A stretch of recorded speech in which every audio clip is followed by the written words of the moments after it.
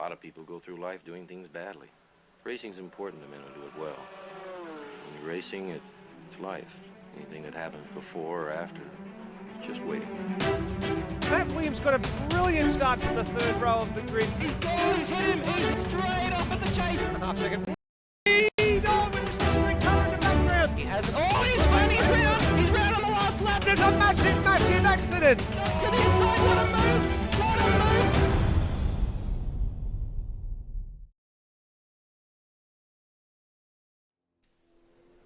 Good evening, everybody. Welcome to round number 4 of the Automobilista Australia Supercars Championship for season 2020. We're in the land of the long light cloud, the silver fern, the All Blacks. It doesn't matter what way you want to swing it. This is the North Island of New Zealand, and this is Pukekohe Park Raceway. One of 2 trips we have on the calendar to New Zealand this year, both of them in the North Island. And the first one tonight, actually a lot earlier on the schedule compared to what it was last year. The track has undergone a little bit of a visual revamp as well compared to last year's, which is a welcome sight for the drivers. But it still presents the same challenge that it does each and every year, and that is the twisty nature of the circuit, high speed, flowing, but most importantly, it hasn't lost any of those bumpy characteristics that make it feel a bit like Sebring in some parts. Is it the perfect recipe for a different winner this round, or is it going to be a case of more things change, the more they stay the same? We'll find out shortly. My name's Steve DeVries. Welcome to Outworld Broadcast's commentary team of myself and the man they call the encyclopedia of all things supercars here at Automobilista Australia, Hans Brunswick. Thank you, Steve. It's good to join you once again in the commentary booth, and here we are at Pukekohe Park in New Zealand, or Aotearoa, as they say in Maori. So let's get that in. I just wanted to get that in at the start of tonight's broadcast. So great to see the track. It's got a big visual revamp, and like you said, it's a very bumpy circuit, and it should turn on a lot of action tonight, Steve. Yeah, I tend to agree. This is one of the short tracks, and it seems to be the short tracks that are turning on all the action here in Automobilista Australia. So I would expect that you are right, that there is probably a lot that we can look forward to tonight. But speaking of what we're looking forward about, let's have a little bit of a look back at what happened at the previous round. If you didn't tune in on the stream, here's a little bit of a recap of rounds number 3, races 4 and 5 of the Supercars Championship at the Tassie Twin Sprint. And getting away from pole, Kurt Stenberg did a pretty good job, despite Will Devenish trying to park his car and point it towards him. The whole field got through pretty cleanly at the beginning, Hans, but it wasn't without incident on lap 1.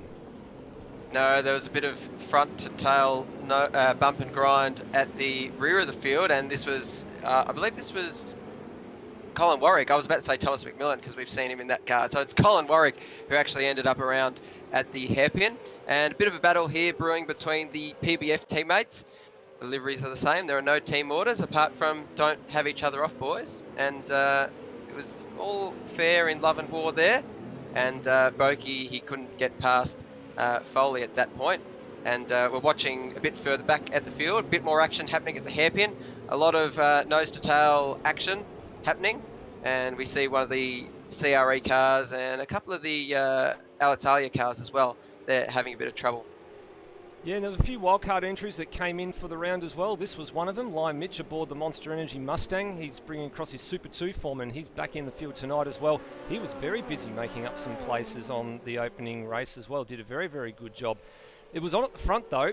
Will Devenish was not letting Kurt Stenberg get away, and it was going to be a case of who could make the least amount of mistakes. There was plenty of swapping back and forth, and plenty of fair and equitable racing room left. A little bit of bump and grind, not too terrible. It would take a couple of attempts for Will to eventually get past, but all the time that these two were battling, it was bringing the PBF cars back into the battle, giving us a little bit of an interesting thought as to how this was all going to wind out. Have a look at that, right out to the fence as well on the very narrow Symmons Plains Raceway. And here comes Brenton Foley in the back too. Just gives Will a little bit of a baby nudge and not much more, but this battle raged on and on and on all race long until Will decided enough was enough, got his elbows out, made a little bit of a lock there, just escorted Stenberg a little bit wide. That invited Foley into the equation, and this was all before the pit stop sequence took effect. very opportunistic move by Devonish there. He actually made it stick on Stenberg, and Stenberg came under attack from the PBF drivers. So this was Brenton Foley lining up for a run at him, and he got past. And eventually later on, we saw Glenn Miles actually hit the fence there. So that was the DNF, I believe, if I remember correctly. That's going back a little bit in the memory. Kurt Stenberg came out of his pit stop, and he was trying to make the undercut work. And he ended up coming out into the traffic, and he had to negotiate that, and he actually lost the position to the HDS car initially, and he tried to get back into a rhythm, and the HDS car just pulled off. And here he was in front of Will Devonish. So coming behind the HDS car really affected Stenberg, but Devonish, if he had an opportune moment to make it happen, it was right now, and he goes for the move again, coming off the curve straight, and Stenberg does the switchback and gets back one up on him. So the battle for the whole race was a bit like this, Steve. They were just switching back on each other over and over. Yeah, absolutely. This was probably the highlight of that particular race. A bit further down the field, toward the back end of the race, there was a few little awkward mistakes. Luke Joyner making a bit of an odd one there at the hairpin. This was a last lap incident. Scott Nolan and Pete Savage getting into each other a little bit. Scott Nolan actually looking to make a few spots, locked it up on the second to last corner, and actually ceded about 3 or 4 spots there. Trio of Fords and Luke Joyner getting through, and Nolan ultimately finished 8th in that one. But the TTR Commodore Kurt Stenberg stayed perfect, took another race win, and I don't know what they've got to do to catch him, but at the moment he's a perfect on the scorecard. So if we get our race results up from the first race of the Tassie Twin Sprint, there it is. Not much margin in the end, but it was a big daylight gap back to Brenton Foley, who made his first podium appearance ahead of his teammate Phil Boak for this year. And then a good mix. We've got 5 Fords and 7 Holdens there inside the top 12. So plenty of opportunity for everyone there, and a couple of good results to boot as well. Then we got on with the business of race 2, and the start was very much the same as the opening race. Everybody got through the first corner cleanly, not a little bit more strung out than what it was. You can see there's a little bit of jostling at the back and not as much side-by-side action. But then the opening laps of this second race were chaos. How on earth Scott Nolan managed to avoid all those cars is absolutely beyond me. And plenty of bump and grind as well. McMillan and Spencer and Cam Rutledge all involved there. There was a little bit of post-race investigation with these guys just to figure out what exactly happened. They got a few slaps on the wrist. But the leader wasn't immune, Hans. He also made a few mistakes. Yeah, we saw Kurt Stenberg and Will Devonish end up in the fence there. And it wasn't the last time that night that people ended up at the tyre barrier at the end of the hairpin. This actually was the Red Sea parting for Brenton Foley and Phil Boak. They were rightly positioned at the right time, and Will Devonish was down to 3rd, but Foley ended up making a mistake. He actually he bowled it wide off the end of the curb, and that sent him down to 4th place. And we'll see a bit of action coming later on that involved a couple of the PBF guys. But here was Will Devonish. He was making a move on Phil Boak. Phil Boak, first lap lead of the season, which was very uncharacteristic, especially compared to his season last year. But Will Devonish took the lead, and we thought that this was probably the most likely chance that Will Devonish would have of winning, considering that Stenberg was down the order. Yeah, precisely. This is the sort of the recipe that Will Devonish needed to make it happen. But it was not just the hairpin. It was, as we said, turn 6 out of 7 was also the problematic part in race 2. There was Pete Savage. There goes Dwayne Davies around in a corner as well. And Scott Stancliffe getting down there through in the Mercedes. This was a bit of an interesting one. Phil Boak got a bit of a love tap behind from Pete Savage. Couldn't make the corner. So this is what happened. There he is in the fence. Have a look at them all bowling in there. There goes Billy Dougal-Salonga. There goes Luke Joyner. Everybody getting in. Phil Boak with a bit of an unsafe rejoin on Stancliffe there. And it all going on. There was Colin Warwick trying to go down the middle of 2 cars in the hairpin as well. It was an absolutely chaotic spot down there at turn 4. Ultimately, eventually got better, although Thomas McMillan did something very similar to what Glenn Miles did, coming off of turn 3 and into retirement. But this is where it all went wrong for Will Devonish. He was leading the race, and these mistakes started creeping in. He threw it off the road a couple of times, and all that did was just invite Kurt Stenberg back into the equation. There he is, slowly taking time out of Devonish, but it did not make his race any nicer, throwing it off the road a few times. And all it took was a couple of those, and then Stenberg somehow managed to wrangle another race win. So 5 wins from 5 starts on the season and a perfect haul. It's going to take something special for the chasing pack to beat Kurt Stenberg tonight. There was a bit to come out of that second race, so slightly slimmer margin. So the top 3 were the same as what they were to finish race 1. They finished that way in race 2. Scott Nolan moved his way up to 4th. There were a couple of post-race penalties in there. So Pete Savage got a 10-second post-race for contact with Phil Boak at the hairpin. Colin Warwick, unfortunately, got a pretty big slap on the wrist. He was involved in a couple of incidents in that one. Got 40 seconds worth of post-race penalties, and there was probably not a very happy chappy after that one as well. But a lot of that contact was pretty avoidable.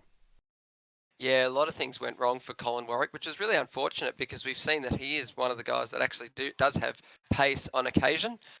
But also Pete Savage, he got a penalty for his role in that disaster at Turn 4 that all eventuated. That I called it as 2 PBF cars got together, but wasn't quite that. Luckily, Brenton Foley managed to miss that, but it could have been quite a lot worse considering the amount of cars that were in that area. Yeah, and given the narrow nature of the track as well, that sort of just lends itself to all manner of problems going wrong, doesn't it? It's probably the tightest circuit on the calendar, save for a couple of the narrowest street circuits in some parts, like Adelaide. Symmons Plains, it's just very, very narrow everywhere. Very difficult to follow, very difficult to run 2x2 in some sections.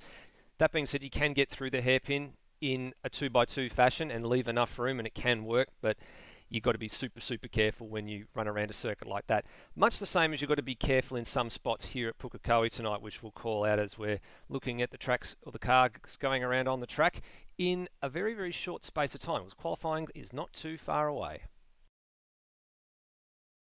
Pukekohe is just one of those tracks where there's a lot of everything. There's a big, long back straight, and before they put the chicane in, it was about a 270k an hour run into the hairpin, which was always particularly dangerous, but it was a good passing opportunity. But now with the chicane that they've put in on the back straight, it slows it down just a little bit more, shortens that straight up, and gives a bit of a short shoot run out of the chicane into the hairpin. So a bit less danger going on, but it's going to turn on a lot of action tonight. We did see a bit of action in the ASC race on the Tuesday night just gone. So we're just getting ready to start qualifying.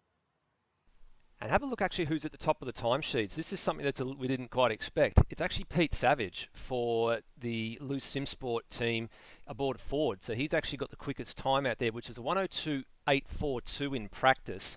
Now, there were a couple of late entrants into the practice session. One of those was our championship leader in Kurt Stenberg. So I'm not sure if he's still on the order or where he finished after that. It's just gone off my screen. Actually, it was 3rd. So he was 3rd overall with a 1:03.1 behind Devonish's 1:03.0. So still plenty of heat, I guess, looking at the standings there. There's a clear leader at the moment by about 0.2 of a second, and then there's quite a lot of cars in the low to mid 103 bracket. So we're hoping we'll get some times probably close to a low 2 maybe in qualifying if it can be achieved. It'd definitely be a big achievement to see a low 2. Maybe even, I don't think we'll get a 1 though. Yeah, not quite. I think we're quite a way off a 1 minute 1 second sort of lap time, or a 61 second lap time, but I think 62 seconds is where we'll see the qualifying laps. But I'm really impressed by Pete Savage. He topped the practice session, the free practice session, with a 1:02.84, a very reasonable lap from Peter. But actually, Will Devonish, he did set a 1:02.54 earlier, so we might be seeing qualifying times more in line with that sort of marker. We're just waiting for the first cars to get their way out onto the circuit. The green light has been shown at the end of pit lane, and it looks very much like we have got a Loose Simsport car out there in Pete Savage, I think. Cam Rutledge is rolling down the lane. Let's see if we can pick up our first car. That just came out of the lane. This is one of the things we have to do, and it is Pete Savage in the number 88 Loose Simsport FGX Falcon. See Brenton Foley and Kurt Stenberg on the move as well. So they're getting their lap started early to make the most out of this qualifying session. You've got to remember too that there has been a change from last year to this year in terms of how the qualifying format runs. So last year you had the 2 flying laps. You had your out lap, you had 2 flying laps, and you had your in lap. It has now been changed for this season to an open 15-minute session. So there's no lap limitations. The only limiting factor is the length of the circuit and how many laps you can squeeze in the time period provided, which of course is 15 minutes. We're about to see Peter come through the last complex, trying to hug that curb, not try to go too far over the apron there. We've seen a few problems end up at that apron, and Peter starts his first flying lap. And can he convert from what we saw in the practice session? Looks pretty good through the opening sequence of corners so far, riding the curbs beautifully through turns 3 and 4, getting a good clean run to the back straight. Now, just a little bit of a sideways motion there. Now this is going to be the problem. It's a short track. Traffic is going to be a major factor. So it looks like he's got enough clear track at the moment. It's tucked in there behind one of the Scuderia Alitalia cars. I'm not sure if that's, looks like it might be Brian Walsh, I think, that's just slightly ahead of him on the track. A bit hard to see them. There's no real change in the livery pattern from those two it's cars. Brian Walsh, yeah. It is Brian Walsh. And he's gone off the road, actually. Yeah, realised he's coming and got out of the way. It's very, very smart driving. So actually it was behind his teammate as well. Glenn Miles was ahead of Brian Walsh on the track. But traffic has been pretty kind to Pete Savage this lap. So this is a good time for him to be out on the circuit. Plenty of space, both front and behind. Quite nice through the final corner as well, using all the road. He's going to set a time. It's going to be probably a low 3. Yeah, it's a 3 dead, so not that far off what his time was at the top of the practice sheets not too long ago. That's pretty reasonable for cold tyres on the first flying lap. Meanwhile, Kurt Stenberg on his first flying lap is absolutely struggling.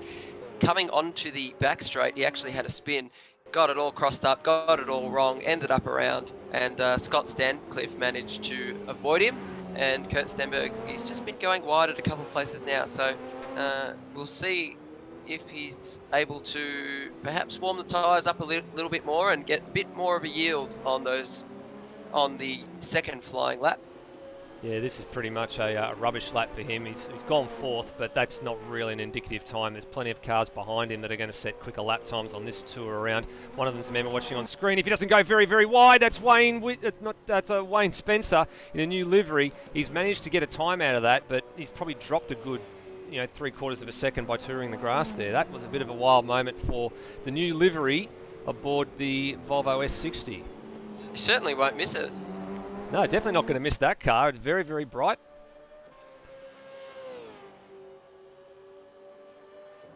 Time's tumbling at the moment. Termo tucked in behind Wayne Spencer. Set himself a 104.6 on that lap, but already Mitch Hathaway, Steve Burko, they've all started to make some moves ahead of Liam Spencer. Brenton Foley now, so time's coming very, very quickly. Lewis Wedding now puts in a good time, so the big guns are starting to come to the front. Now, where are the likes of Will Devonish at the moment? He's now just slotted into 3rd place, so all the heavy hitters now starting to get their wriggle on. What about Kurt Stenberg? Now, he's aborted that lap. He's actually on another out lap, so he's lost a good chunk of time in this session already by setting a lap time that he probably wouldn't be too pleased with. And then aborting the second flying run. Oh, and he's had another moment there as well. Just tried to turn it in for turn 5, and the car would not cooperate.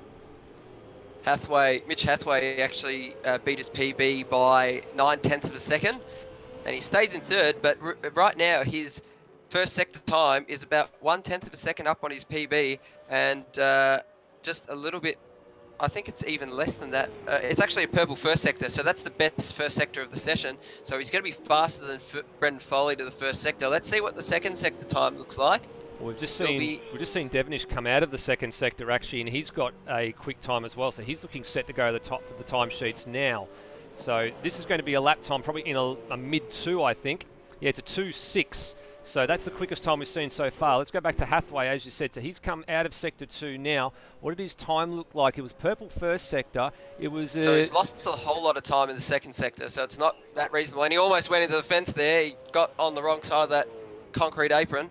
And 103.5 for that lap. So his best lap right now is a 103.097, and he's just a whisker away from his teammate Peter, and then Brent Foley in second, Will Devonish with a 102.65. Interesting to see Lewis Weddings actually decided to jump into one of the HDS racing cars for this round. Of course, he's got one in the Loose Simsport team, then there's the Loose Simsport HDS cars, which are the blue ones. He's decided to jump into this one for a change, so he's got his name on it, so they've managed to get that going as well. I haven't seen Billy Douglas so long. I don't think he's actually made it into the server tonight, so hence why they're looking to probably score a few more team points for Loose Simsport HDS.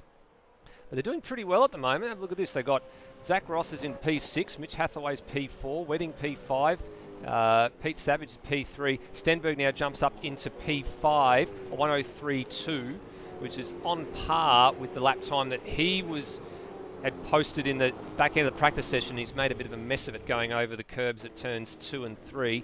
The back end stepping out there, which at number 2, which upset the car for 3, and he did put all 4 wheels over the track limits. So he has picked up a track cut and aborted that lap. He'll go back for a new set of boots. He's still got plenty of time on the board to have another crack at the front row. And Zach Ross improve on this occasion. No, he got a track cut on that particular run through. I think just about everybody save for Rhodey and Glenn Miles, I think, are the only 2 yet to set times. So Glenn Miles is in the garage. Rhodey's had, I think, a couple of cracks at a lap. Hasn't completed one yet. So just 2 cars that are yet to set a lap time. Now you're looking at Zach Ross, and he was actually pretty good to that first sector, Hans. Yeah, he was the 10th up on Will Devenish to the first sector. So I'm just going to check the sector time now when it comes onto live races. It was actually a... let's see where it was. It was a 12.396. So it says it's green, but it was actually saying it was up on... So it's not the best first sector, but it is... And he's actually lost time to Devenish in the second sector. He's lost about half a second, but he's still about 0.3 of a second up on his best time. So not the best sector in the session, but it is better than the pole lap. So to the line goes Zach Ross and moves up one spot.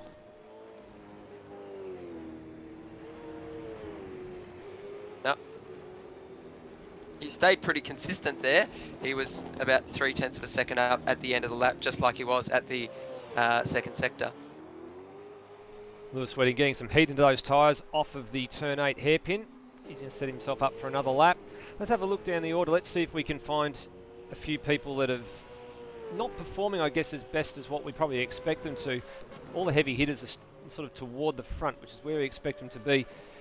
This man on screen here has finally got himself a livery and a car. Liam Spencer, he was probably one of the standouts at the Tassie Twin Sprint, Hans. Some good results aboard Aaron Thomas's car, and he now finds himself with a main game seat and a number on the car, and of course looking after what Aaron Thomas had started, given Aaron Thomas has got a bit of a foot problem at the moment. So pretty good substitute, I think, by this team. It looked like it really delivered last round.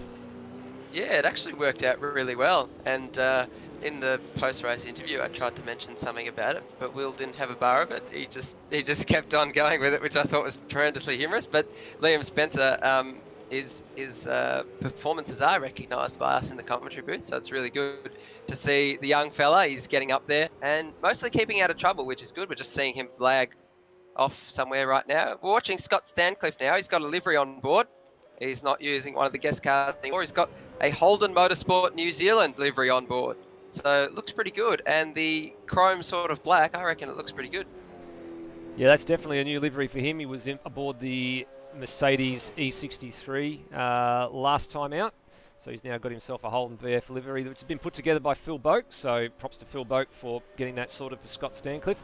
And we did see just a few seconds ago that Liam and Wayne Spencer looked like they may have just dropped out of the server temporarily as well. They were up in sort of 8th and 9th place, I think, before they dropped out. So that's promoted Stancliffe up 2 spots, albeit temporarily. Not sure where that means the Spencers will start this. We have actually got a handful of new onboard cameras this weekend as well, this round. So a big thanks to Lewis Wedding for some new in-car cameras, which we'll hope to bring you throughout the broadcast. Stancliffe, our resident New Zealander, doesn't live too far away from the Pukekohe Park race circuit in the North Island. Lapping consistently at the moment, not too far off his own PB. 104 flat is not a bad time. You're probably looking to at least pick up a 10th or two, get into those 103s. Let's have a look a bit further up the order now. So we go to Steve Burko, as we like to call this, the Mick Fisher liveried car, because anyone who's in the Victorian State Circuit Racing Championships knows who Mick Fisher is, and that's his company aboard that car. We like to call it the Builders Traffic Management Volvo. Mick Fisher, of course, running Formula V.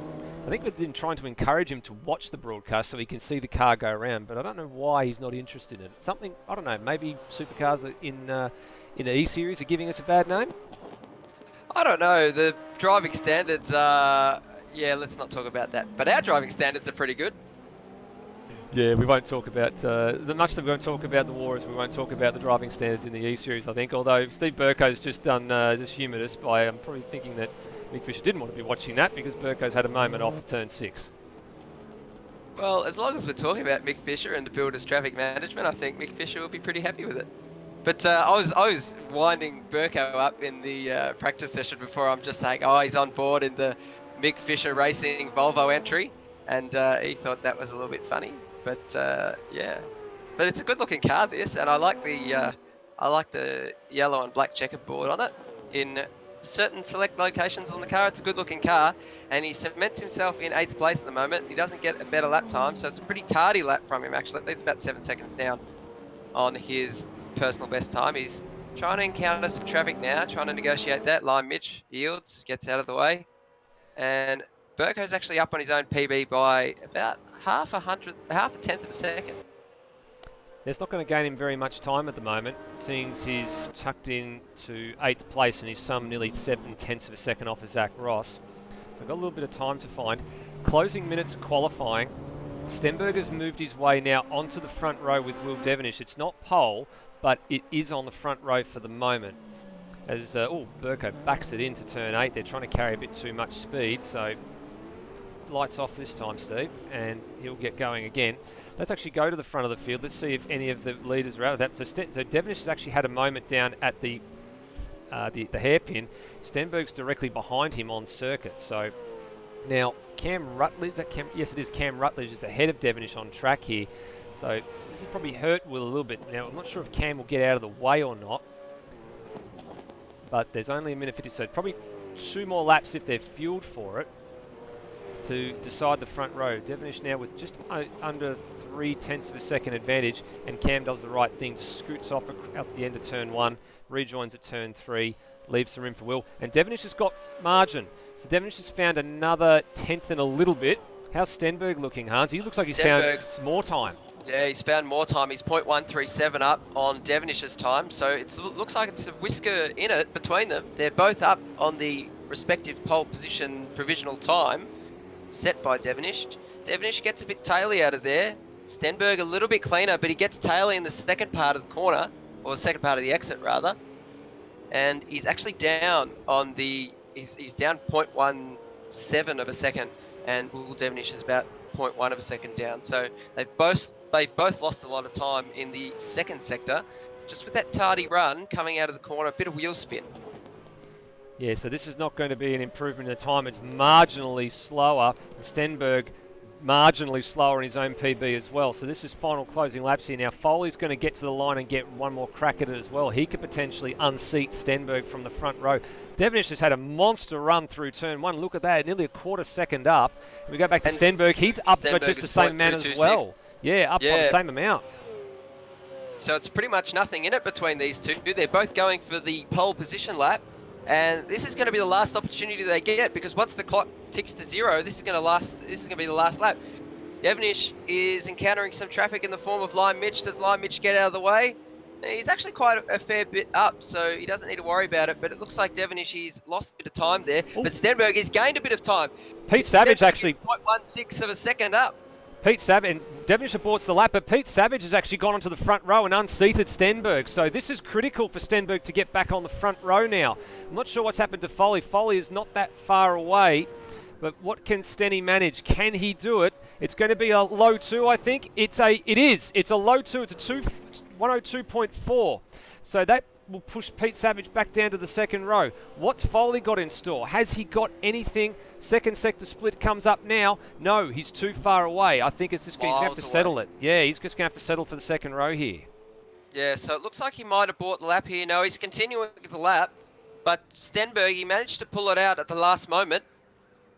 Now let's see what Foley can do. Can he really cement his own position there? Oh, he gets sliding out there, so not a good run out of the final corner. And he's about a second down on his on the pole lap and 0.3 of a second down on his own PB. So that's not going to really improve his time.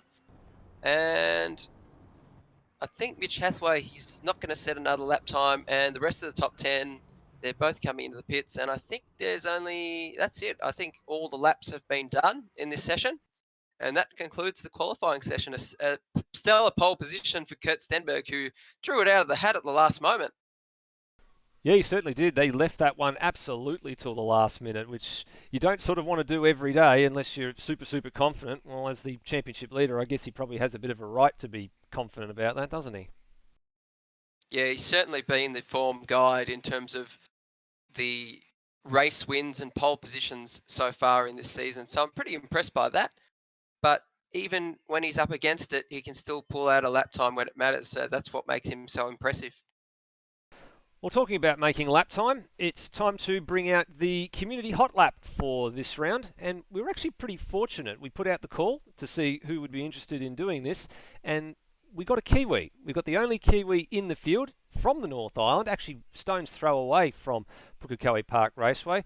And he said, oh, I want to have a go at this. So we said, well, why not? It's your home track. So we threw the keys in this occasion to Scott Stancliffe.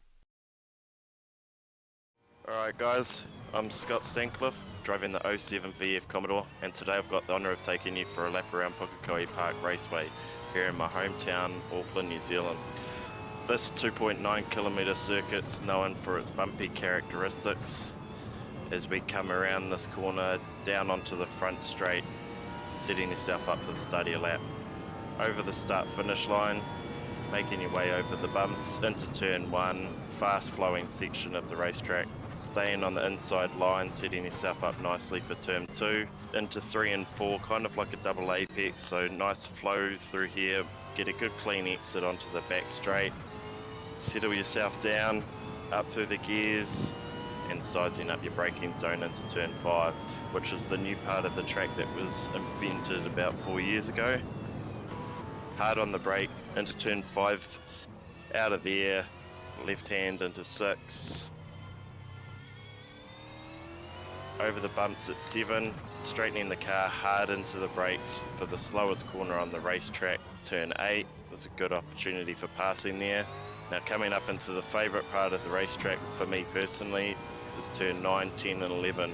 Fast, it's bumpy, using all of the track, and back down the main straight over the start finish line. And that's a lap of Pukekohe. I hope you enjoyed it and you enjoy the racing on Thursday night. Cheers guys.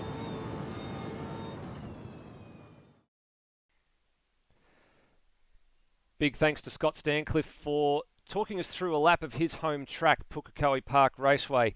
Here it is in all its glory, the 2.91 kilometre circuit. One of his facts was slightly askew. The new section of track was actually put together in 2013, so a little bit longer than the 4 years that he mentioned on the commentary track there. But it doesn't detract anything from what this circuit's all about, Hans. Not only have we broken the qualifying lap record tonight, but as we said at the beginning of the show, this place reminds me of Sebring in some parts because it's very, very bumpy, mainly at turns 1 and the final corner. So you've got to make sure you have a car that can treat those bumps really, really respectfully. It's got some fast flowing corners, some hard braking zones, especially into turn 5 at the top end of the back straight, and a tight hairpin that is pretty much one of the primary passing zones here. It's got a lot going for it, but the other thing too is it's a short track, so it's set to deliver probably this kind of level of racing we saw at Tasmania last round.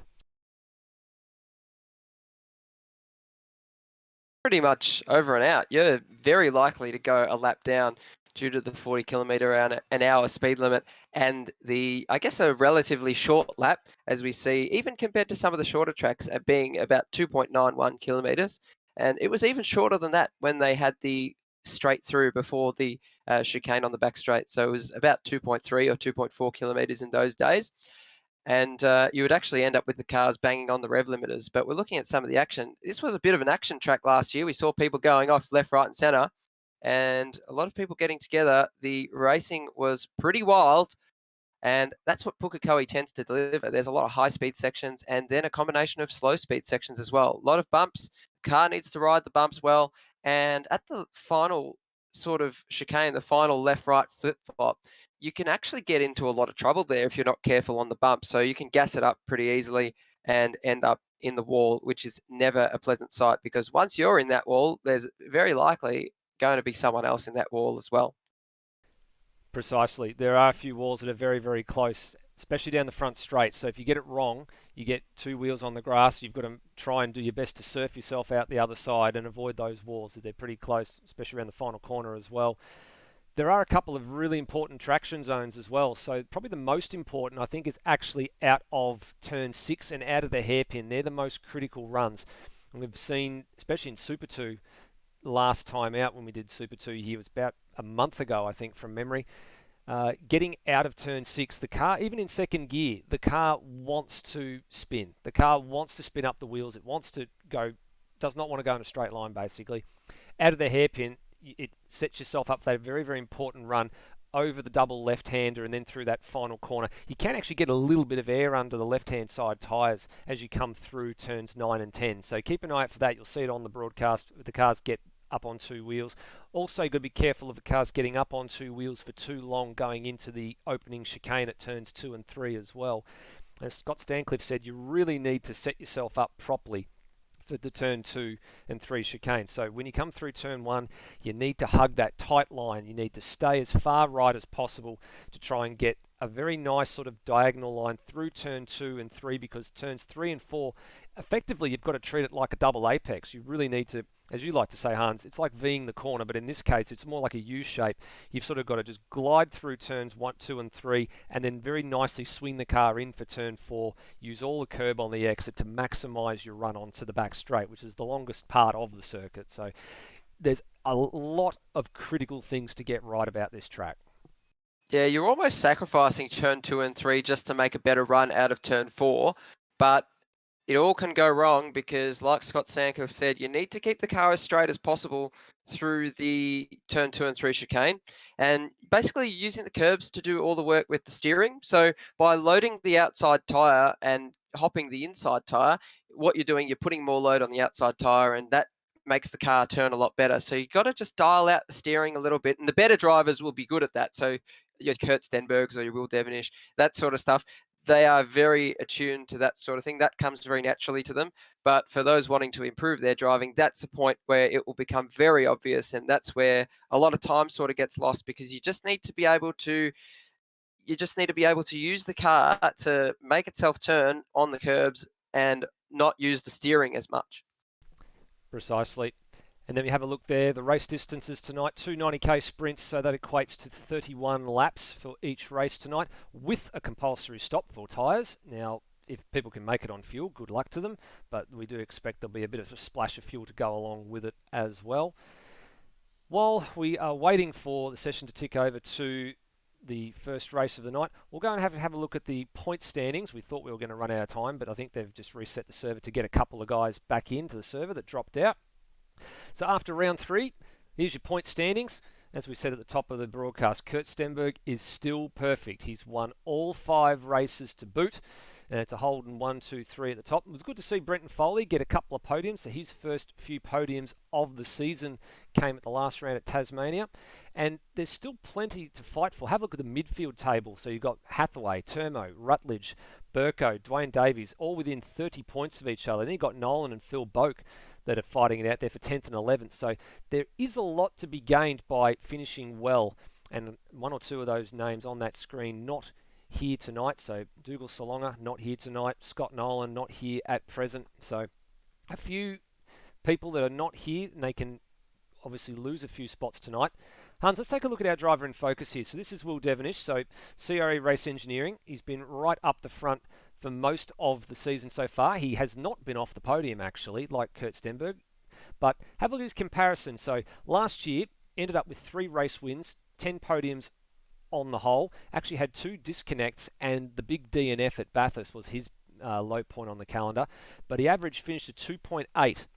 This year, through the opening 5 races, no wins, 5 podiums, and an average finish at 2.2. What do you read into that?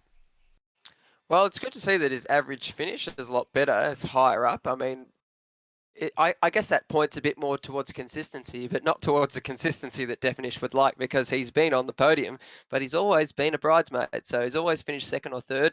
I think he's really itching to get that race win, and he's going to really rue the missed opportunity in the second race at Tasmania. And I mean, it couldn't have gone any better for him. That's what he absolutely needed, but it all came undone for him, unfortunately. And Kurt Stenberg managed to snatch a race win when his back was against the wall, and he was really up against it because he was in traffic.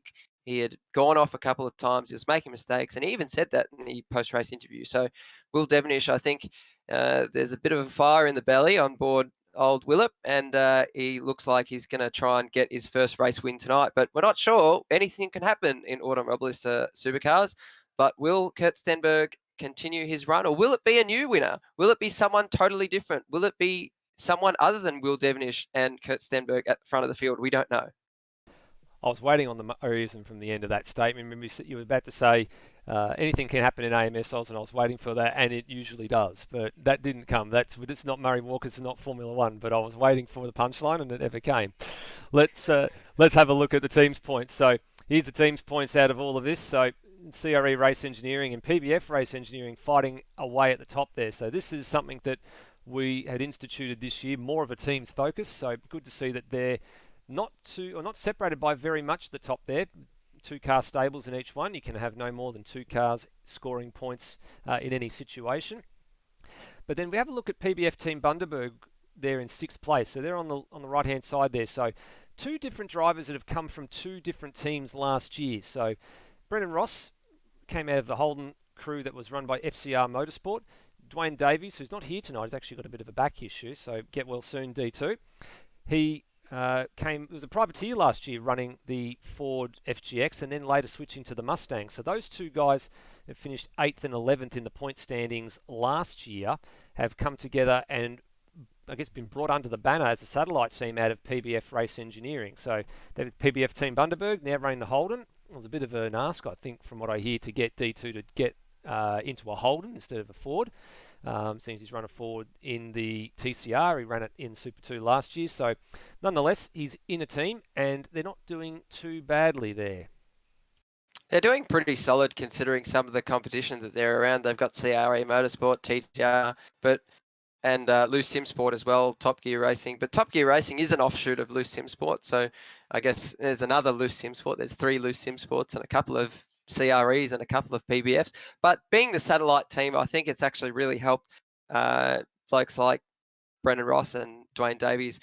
With Brendan Ross, his team disbanded, and Dwayne Davies, privateer, he's come into a team. Yes, he's driving a Holden, not a Ford, but the support network is there. So I guess it's robbing Peter to pay Paul when you should rob Paul to pay Peter, as Stairs would say. Stairs on the ASC broadcast. He actually said that the other night, and that was my favourite thing he said. But yes, it is a matter of robbing Peter to pay Paul, because he's not in a Ford anymore, which is against his preference, but he isn't in a pretty good team at the moment. Now we're about to get started with the race, and it's just ticked over the session. So hopefully, server issues permitting, we'll be able to have a race start soon. Yeah, it looks like everybody that needed to be back in the server is back in. I think they were waiting for Wayne and Liam Spencer to jump back in, who did exit out of qualifying unexpectedly, which looks like that was an internet disconnect. They have retained their 9th and 10th spot on the grid as per what their best lap times were when they set a time. We are just positioned waiting to see the grid forming up, and here it is, everybody getting together.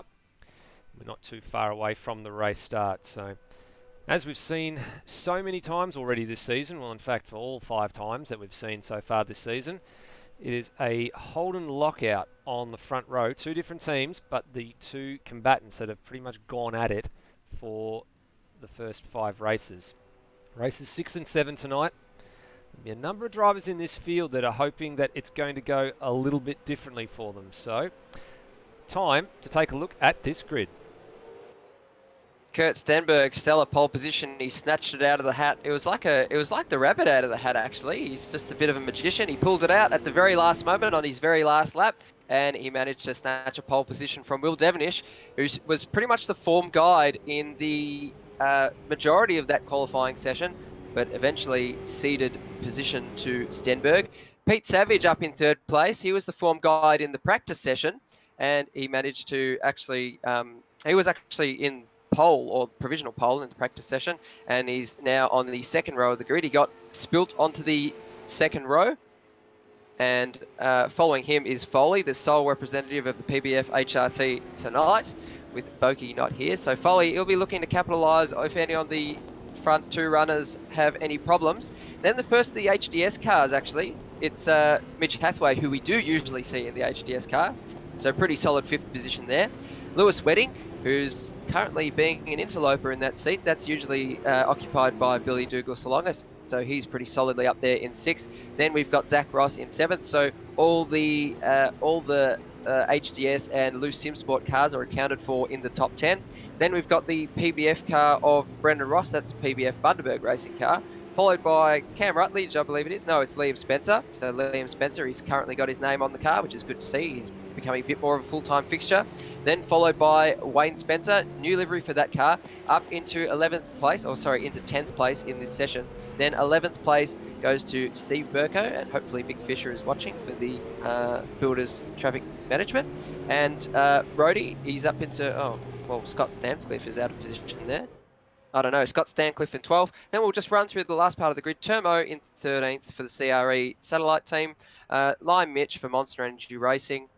Then we've got Cam Rutledge, the team owner. Brody in 16th place, and the two Scuderia Alitalia cars on the final row of the grid, the 9th row of the grid, Glenn Miles and Brian Walsh.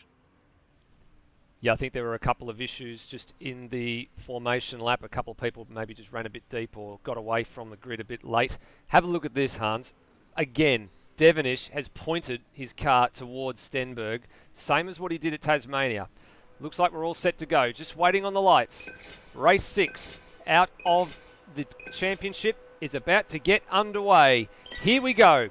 Who gets the launch? And this time it's Stenberg yet again. Foley got a ripping start. Devenish has had to immediately go to the left-hand side of the track. He's going to lose a spot to Brenton Foley on the run through turn 1. So that start did not go according to plan for Will Devenish, and Kurt Stenberg gets a free kick effectively, and he's going to lead through the opening sequence of corners. Looks like it's all pretty fair so far. Everybody getting through the opening sequence of corners cleanly, except for one of the Scuderia Alitalia cars has gone off and hit the fence at turn 4. I'm not sure if that's Miles or if it's Walsh. I see a car dropping down the field. I think it might be Glenn Miles. Brody's got a problem as well, incidentally. He's just fallen off the back of the field, and Lime Mitch has got past him as well. So a bit of a drama there, but Devenish is trying to make a move on Foley. He had a shocker of a start. We've seen that his starts aren't quite that good, and Foley's made a mistake. He's gone very wide there. He'll be lucky not to lose another position, so he's just lost the one position, so he's back to third. Devenish needs to get the hammer down now, and he needs to make up some time on Kurt Stenberg. Bit of alliteration there. Kurt Stenberg, he's, like you said, he's got a massive free kick. He's about a second ahead on the standing lap time. So pretty impressive there from Stenberg. Got a massively good launch off the line as well, and he's just trying to do his best to check out. Big mistake from Devenish. He's run wide through 3. That's going to give Foley an incentive down the back straight here. And look who's coming. It's Pete Savage. He's got to decide now who he decides to go with.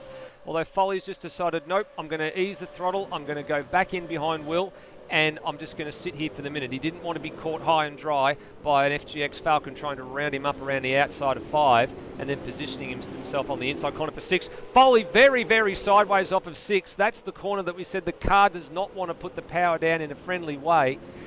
So he's just got to curtail his expectations a little bit, I think, here just for the minute. Just settle down for the next 2 or 3 laps, find his feet, get himself back into it, and then start to apply the blowtorch. Perhaps he should curb his enthusiasm in the opening parts of this race. But Will Devenish, he's lost another second on this lap around, so it's not going well for Devenish so far. He's losing contact with Stenberg, and he needs to make contact with Stenberg as soon as he can. Otherwise, he'll have to look for some sort of undercut if he can get into the pits and try and make his tyre life last a bit longer towards the end of the race. But Kurt Stenberg, what a start. gets off the line cleanly and has fresh air in front of him, and he's just making hay while the sun shines. Yeah, he's kicking away rather nicely. Devonish is now starting to pull a little bit of margin on Foley too, who's still defending from the train of Ford Falcons behind him at the moment. I'm not sure whether they're going to look to try and make the pass. It's still pretty much as they qualified for those 4 Falcons. So Peter hasn't moved up from 4th, neither has Hathaway from 5th, Wedding from 6th, or Zach Ross from 7th. Brendan Ross is doing a pretty commendable job to hang on to the back of the train there at the moment. We look a bit further down. Then there's another little battle pack that's starting to form, and that's the one behind Wayne Spencer, up a spot from where he started. So he actually started 1 spot behind his son Liam, who's actually the other end of this 3-car sandwich, with Scott Stancliffe in the middle. Fastest lap from Devonish. Stancliffe was up 2 spots, although he's going to lose one of those to Liam Spencer. That's still a pretty good result. Running in the top 10 there just for the opening couple of laps. Still plenty of time on the board though. But at least at the moment we still have all our runners. If you're looking through the field, I think Rhodey's actually now managed to move. You can see, yeah, moved back ahead of Glenn Miles, and Burko I think's had a bit of a mistake. He's had a pretty poor last lap as well on lap 3 for Steve Burko. So that's put him at the tail of the field. Steve Burko, looks like he had a drama in the first sector of the last lap. So his sector time was 21.4. So 7 seconds down on the next nearest car. So he just must have had a spin there. But meanwhile, we're looking at the top 2 at the moment. Will Devonish, he's trying to make contact on the back of Stenberg. And Foley has managed to escape the shackles of Pete Savage. And we're seeing the HDS and Loose Sim Sport cars. They're ending up line astern here. So Zach Ross is on the end of that. Then it's Lewis Wedding, Mitch Hathaway, and Peter is the leader of the HDS pack, or rather the Loose Sim Sport pack. And this probably isn't a good idea if you're all teammates, because you don't want to have each other off at any point. No, you definitely don't. And we've already seen the Loose SimSport HDS cars come into the pits on the same lap back at Albert Park. Now, thankfully for them, Automobilista does what AMS does, and they could pit side by side and get away with it, which in the real world is a bit of a no-no. But you're not going to get away with that here tonight. You will have to come into the lane in single file. It's a very narrow pit lane entrance, and I don't think you will have much room to pit side by side and still allow other cars through on the fast lane. So watch out for that. Pitch strategy will be very important as to when you come in on such a tight track, because you could go, as you said, a lap down at some point, depending on when you decide to come in.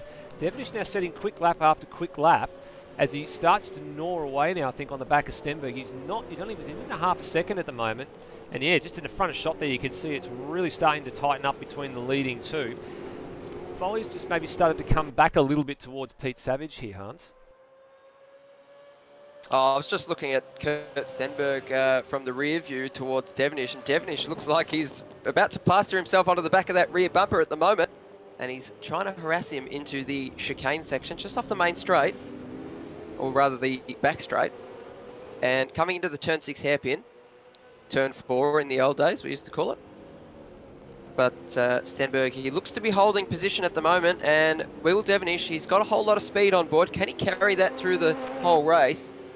And I think, we see a bit of a yellow flag zone there, so we see a car possibly pitting, coming out of the pit lane, not sure. Oh, it's actually one of the Scuderia Alitalia cars, so I think that's Glenn Miles. He gets out of the way, cedes position to the leaders. Last lap by Kurt Stenberg was 1:03.36. We'll see what it was for Devonish. Can't quite see at the moment, but it was probably in the 3s. So Devonish, he's probably just turned the wick. 3-0. So he's probably just turned the wick down a little bit, and he's just going to bide his time behind Stenberg, possibly save a bit of fuel maybe. I mean, we're not sure if the draft actually has that much of an effect. It does have a small effect. You have got to get a good run off one of the corners to really utilise it. Look at that. Will Devonish really gnawing away on the back bumper here at Kurt Stenberg through turn 6. So you're going to pull the trigger at 8. No, he decides not to. Well, it's probably about time, I guess, we have a bit of a look at some of these new onboard cameras that we've been given the privilege of. Here it is from the rear view. Looking back from the Trans-Tasman Racing Commodore Kurt Stenberg back to Devonish. See, well, Devonish getting massive, massive air through turn 10. We did talk about that. That's one of the parts of the circuit where the cars really do like to get up on two wheels at this track. But this is one of the fantastic onboard cameras that we've been given. Thanks to Lewis Wedding for sorting these out. It's going to really give you an understanding of how closely these cars are following each other. Devonish really trying to wrestle that car through 3 and now onto 4, and he's just losing a little bit of touch here, so he's just fractionally too far away to really have a go at Stenberg down into 5, but not that he's probably going to try and line one up. As you said, Hans, he's probably going to bide his time a little bit here, I think. Gee, that rear wing camera is such a great shot. You can see the intricacy of just driving through the chicanes and hopping over the curbs without trying to flip the car over or get a track cut. And does he make a move? Oh, not quite. He pulls the nose out just to show he's there. And he gets alongside him at the middle of the apex, but doesn't quite actually make the move on him. So he is roughly behind about the same amount of time as he was before. That's roughly about, I would say it's about 5/10 of a second, so half a second. So that is pretty static sort of gap at the moment. Yeah. Meanwhile, Peter Savage has managed to get past Brent Foley. Sorry, Steve, I cut you off, but Pete Savage managed to get past Brent Foley. Let's see if we can have a look at that, see if we can find that if that was done on the replay at all. And then, no, it looks like he's actually done that on probably, I would say, around the back part of the circuit, maybe down into the chicane. We've actually missed that on the broadcast, so he's actually now up into a podium spot, which is good to see. The Ford's finally starting to represent a bit more here at the top end of the field. Meanwhile, Foley is on his inside, coming into turn 4. As they go, oh, there's a bit of a... Is that... That's a blown Zach engine. Ross. That's a blown engine. That's Zach Ross. He's had a blown engine, so he's DNF for sure. He's just parked on the access road there. Hopefully that doesn't cause a safety car.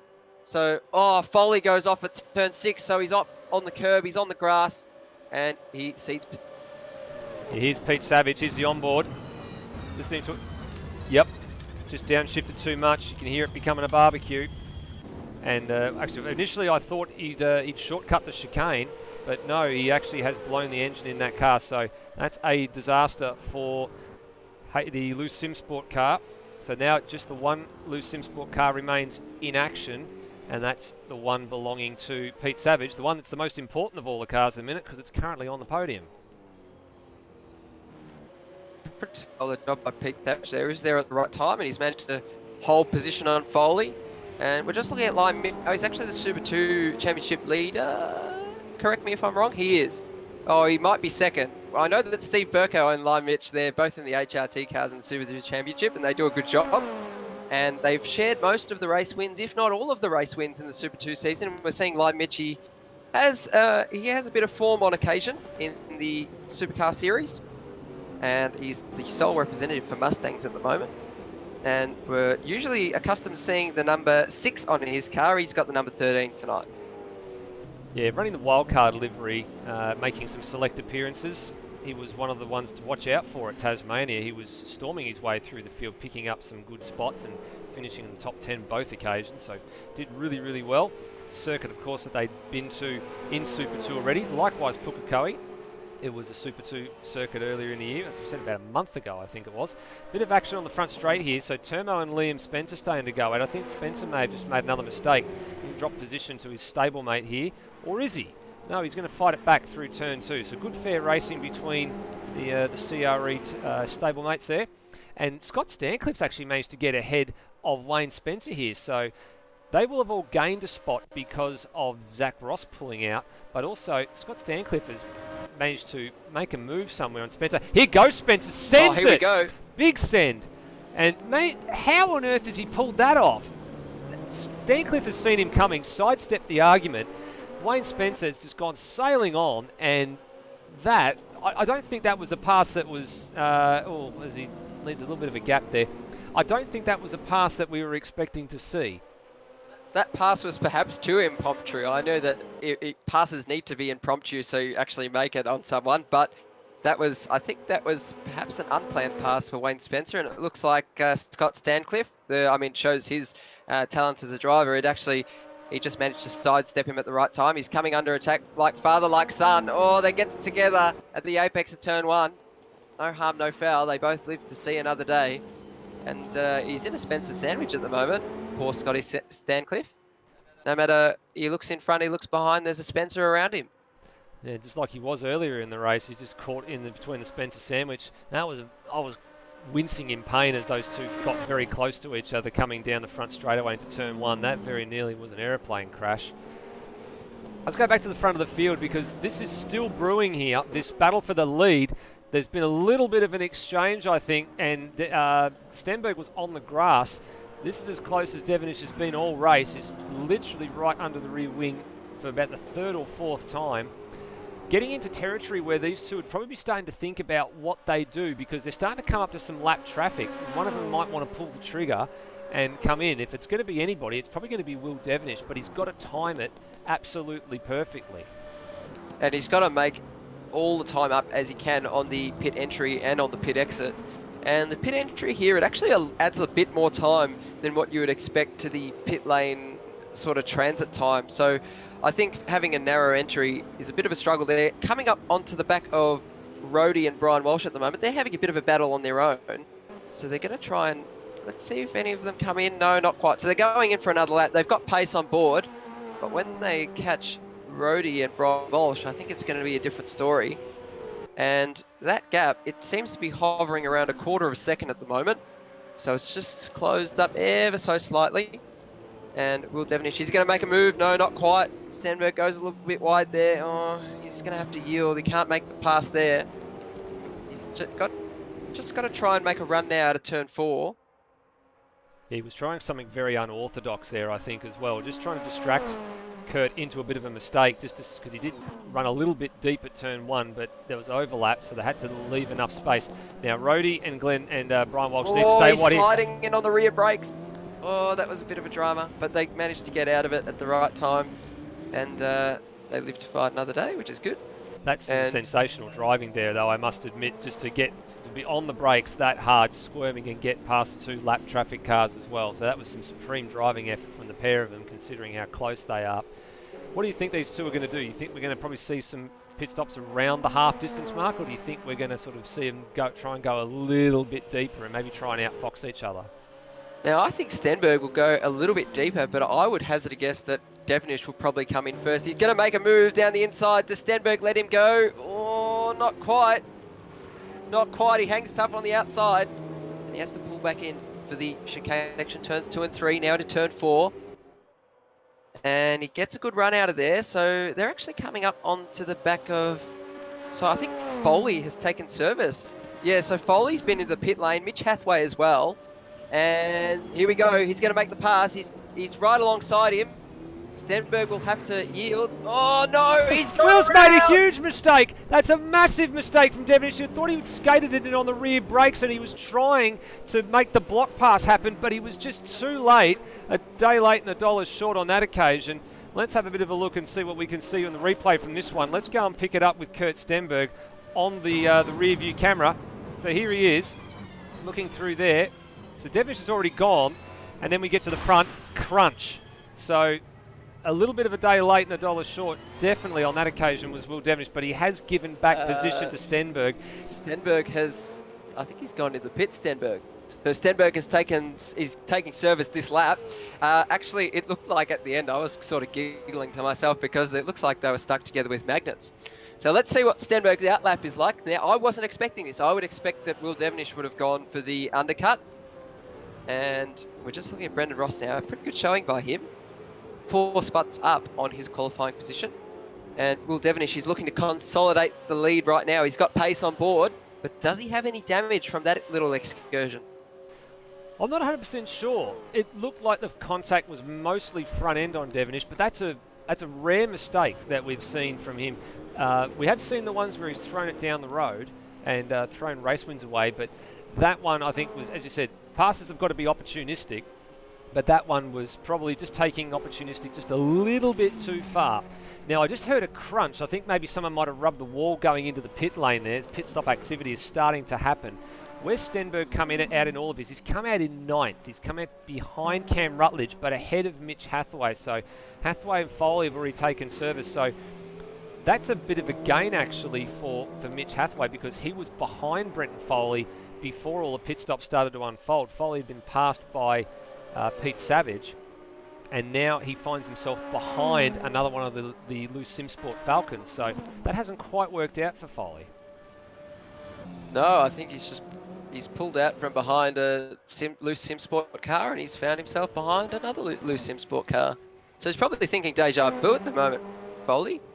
But I guess it's sort of what might have been, because he did sort of bowl it wide and lose a whole bunch of spots to basically the whole contingent of Loose Sim Sport and HDS cars.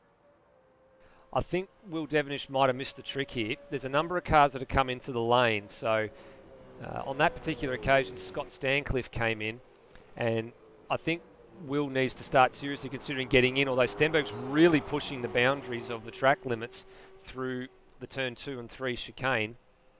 Now, Pete Savage has come in as well. He's come out behind Brenton Foley, but ahead of Scott Stancliffe as well. So Hathaway's actually jumped a pair of cars here.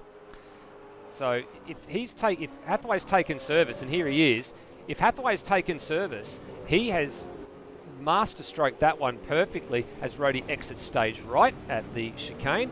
Gets out of the way of these two. Well done. This potentially could be a bit of a masterstroke here. Could be fuel only. He's just done a splash and dash. He's not taken tyres, so maybe some... No, not at all? Okay. You can't actually. You've actually got to take... tyres is mandated in the pit stop, so if you can make it on fuel, then good luck to you if you can reckon you can get it out of a full tank. But some Here we go, Devenish is in. He's in this lap. So let's see what his pit lane entry and exit are like, because we've seen it has on occasion become a problem for him. Yep, and here he good. comes into the pit lane. Looks pretty good so far. Nice, clean and tidy. Hopefully he stops on the marks, gets a good pit stop. Wedding's in as well, so that's just sort of going to rotate the field. I think Wayne Spencer's the only one that is yet to come in. We expect him in probably in the next couple of laps. So Spencer's... Brendan Ross as well, he needs to come in. Yep, so Wayne Spencer's going around again, so too Liam Spencer. And then Kurt Stenberg's behind this pair. He's up at the hairpin. Right, so he's not got a lot of room. Now, where is all the rest of the cars in this? So Brendan Ross has gone around again, so he's going to lead a lap from the two Spencers. Here comes Devenish. Devenish is moving and again. Stenberg's already coming around the final corner now, so this is going to be tight. This is going to be very, very tight. Devenish is going to get out behind Stenberg. So good lap from Stenberg, putting in and pumping in the lap times. And as I said, I think Devenish may have missed a trick there. Probably needed to be in a little bit earlier. But Devenish does have pace on board, so let's see if he can make that sort of pace advantage come back to him in the next 10 laps. And if he can pull off the block pass again like he did into turn 5, I think he's half a chance of winning this race. That's an art form, isn't it, Hans? The block pass. We don't see a lot of it. I mean, I've managed to do it a couple of times successfully, but there's certain circuits you can pull it off at, and there's certain circuits you can't pull it off at.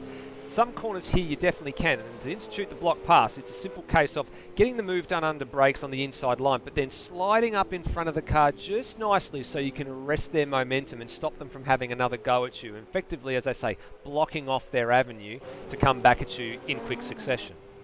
It's basically moving 2 feet towards the outside of the corner at the critical moment to stop them from getting a run on you. And that's sort of defending yourself for when you have to tippy-toe through the apex of the corner because you've got no mid-corner speed because you've taken a tighter entry. But I think here in Simmons Plains, they're the tracks that go really well with the block pass as Kurt Stenberg negotiates another lapped car. I think is that Brian Walsh or Glenn Miles? Brian Walsh, I think it is. Bit hard to tell them apart sometimes. They look exactly the same, those cars. They need some like different coloured mirrors or something on them that we can identify what they are. It's Glenn Miles, it's number 69, so I think that narrows it down for us, hopefully. Yep, that certainly does narrow it down for us. And he just held up Kurt Stenberg just a fraction, I think, through the first couple of corners. And Devenish has just started to peg the gap just in that second sector. So he didn't let him get away very much. But looking at the sector times, yeah, it did hurt Stenberg a little bit, not very much. Stenberg does hold the fastest lap time at present, which was on the last lap, and he lowered it from the previous lap as well. And this occasion he's a 103.0, Devenish 103.2, so not really up to working temperature yet as Will Devenish, but he's still got 11 laps to find a way to the back of the TTR Commodore and then hopefully find a way past. He's, I guess, from Automobilista Australia's point of view, everybody seems to think that he's probably the one that can really hold the candle to Kurt Stenberg in this year's championship, given how dominant Stenberg has been. A lot of drivers are already saying he's the best chance of being up there to contest for the championship this year. Even last year's winner, Brenton Foley, has sort of said it's going to be between those two guys, and pretty much PBF are just going to have to settle for a team's championship at this rate. Yeah, Will Devenish is definitely the one that the form guide in terms of who can actually take it up to Stenberg, because Stenberg has been sort of the man at the moment. He's just completely dominated everything. So Devenish, we'll see if he's able to get a race win in the near future. I'm sure he would love one, but it's easier said than done. Yeah, very, very difficult to get a win, and he's had a plethora of wins over the course of his time in AMSOs, but getting the first one on somebody that you are very, very well matched to, and in some cases maybe even slightly behind in terms of pace, is definitely the challenge. Now, Foley has made his way past Mitch Hathaway somewhere in the last couple of laps, so Foley now makes his way back onto the podium. Far from settled though.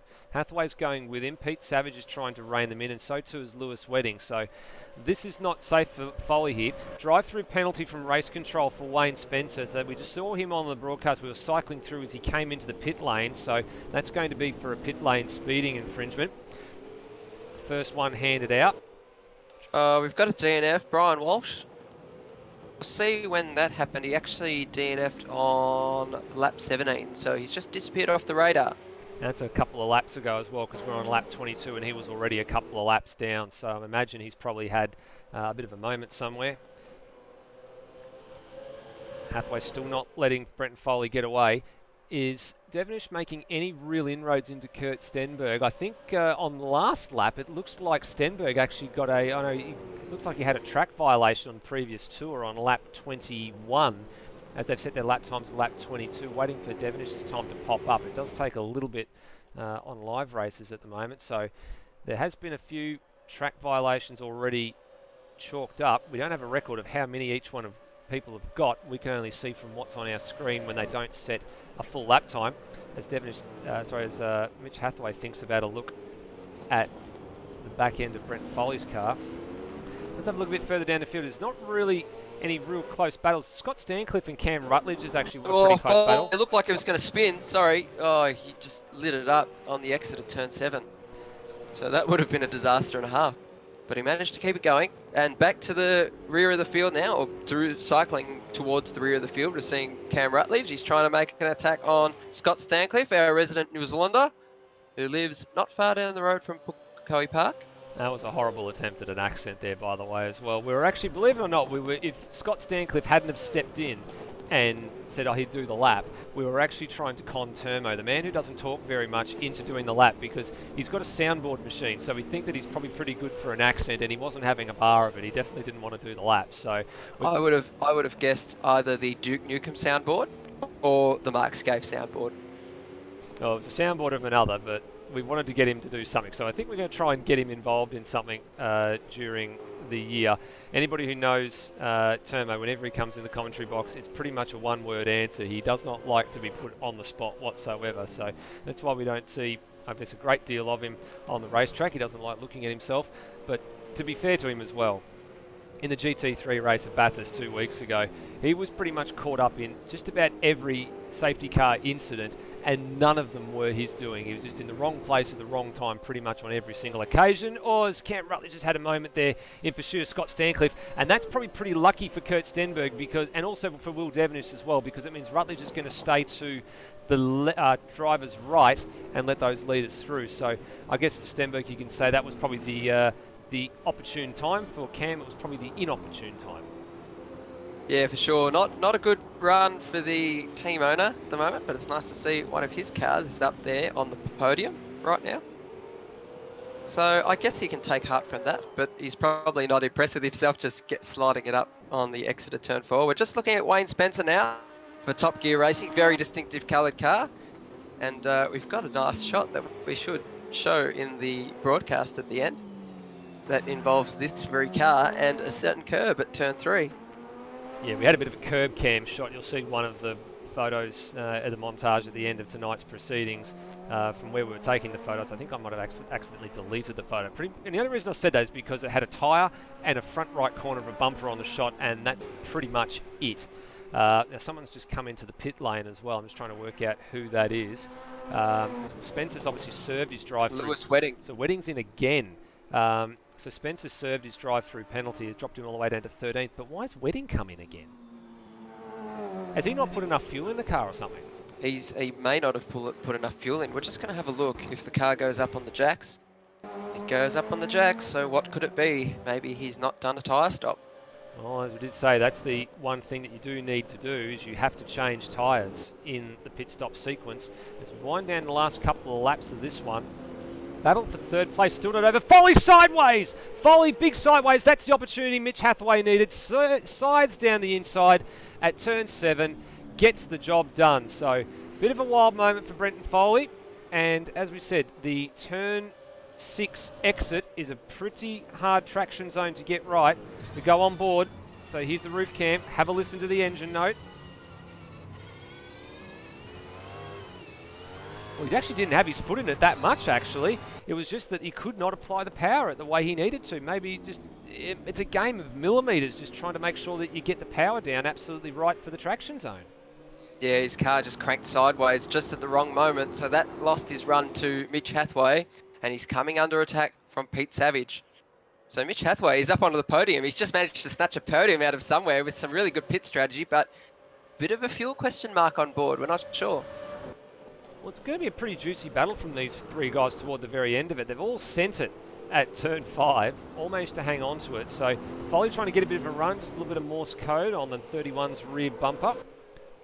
I think the battle out in front is still in favour of Stenberg, and he's just managed to eke maybe a tenth or so every lap for the last couple of laps, I think, Hans. He's just started to just bridge that gap and put enough of an insurance policy in place to stay ahead while we keep watching this battle for the minor placings.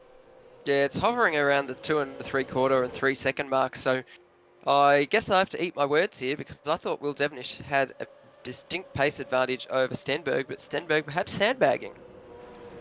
Well, he's had a fair bit of practice, I think, at this, Kurt Stenberg, because the ASC guys ran this circuit 2 nights ago on Tuesday night. I'm not sure what his result was. I'm actually yet to watch the replay back of that. Probably will across the weekend, given that it's going to be raining pretty heavily here in Melbourne. So I had a bit of a watch of it, and Kurt Stenberg had a bit of a shocker. So when he inherited the lead, he just gassed it up out of turn 4, or I think it was turn 4 or turn 10. So he just gassed it up. Maybe it was coming to the final corner here. So he's just gassed it up, and the thing just slid, and he's ended up off the road, and it just nosed into the wall. But he managed to keep going, but he was a fair way down the order. He was probably at the bottom half of the top 10. Kurt Stenberg, no such issues tonight. He's putting in some consistent lap times in the 2s. And Devenish, he gets sideways. That's a track cut for Devenish. He just went all 4 wheels over the curb, and I guess he didn't really lose that much out of it, because Mitch Hathaway is 16 seconds or so behind, and he's probably not going to gain the 3 or so seconds needed to make an impression on Kurt Stenberg. Here's that replay actually as well. So as he came through turn 1, let's just have a look at him getting all out. So yeah, back end stepped out, did precisely what Stenberg did in qualifying, and just a bit more severe, and just pretty much straight lined it across turn 3. So yeah, track cut for sure on that occasion. There's no ifs, buts, or maybes about that one. I believe he's got the Husingfeld pedals, so he does use trail braking to great effect. And that time, perhaps there was a bit too much brake and a bit too much steering on board, and the thing just cranked sideways. Yeah, just got a little bit loosey-goosey, as Daniel Ricciardo would like to say, going through the chicane, and just pushing a little bit too hard. That's a little bit better this time around. Don't know how many track cuts Will's on. I mean, that's 2 that we've been made aware of. There was 1 lap that we saw a little bit earlier that he had one, so that'll be number 2. You get pretty much 3, I think it is, and then your 4th one, you will be slapped on the wrist by race control, and they'll say, please come and take a tour of the pit lane. But you don't want to be doing that in the next lap and a half. You just want to get to the finish. Stenberg with a little bit of traffic ahead. That's the Liam Spencer number 4 car, out of the CRA Motorsport stable. So about half the field's going to get lapped here. Actually, pretty much precisely half the field's going to get lapped. We've got 18 runners, 2 DNFs, and which have already been lapped several times anyway. I think Spencer will be the last one to be put a lap down by the race leader. So white flag is out. One more lap to go, and well, it's going to take, this guy's going to take some beating, Hans. We keep saying every time, when is somebody going to take the fight up to him? The short tracks seem to be the ones where he seems to struggle a little bit at. This one's a little bit different to Simmons Plains in terms of it's a little bit wider, but I guess you can still class it as short track. But my oh my, it's going to take something awfully special to beat the number 47. We go to a new location each round, and we've been to, how many locations have we been to? 4 now? So this is the 4th round, the 4th location we've been to. We've gone across the Tasman. We can't find anyone here who can beat Kurt Stenberg. So where are we going to find someone who beats Kurt Stenberg? It's another question that will have to be answered later on. But Kurt Stenberg, what a drive! Yeah, absolutely. He's going to make it 6 wins from 6 starts. He's going to keep his haul of points perfect. He's going to get the fastest lap on this occasion as well. Now, he didn't lead every lap, but short track is pretty hard to do that anyway, but he's going to get another win. So chalk it up. 33 minutes and 38 seconds later, since the race began, we have ourselves another race win for the TTR number 47 from Will Devonish. Now, Mitch Hathaway is just going to hang on to 3rd place here, ahead of Brenton Foley. So that's a sterling drive. And Pete Savage is really trying to have a go here at Brenton Foley on the run to the line. He's not going to get it. So fair fight between those guys. Great hard racing for pretty much the whole entire race. Foley had a really good solid start to begin that one.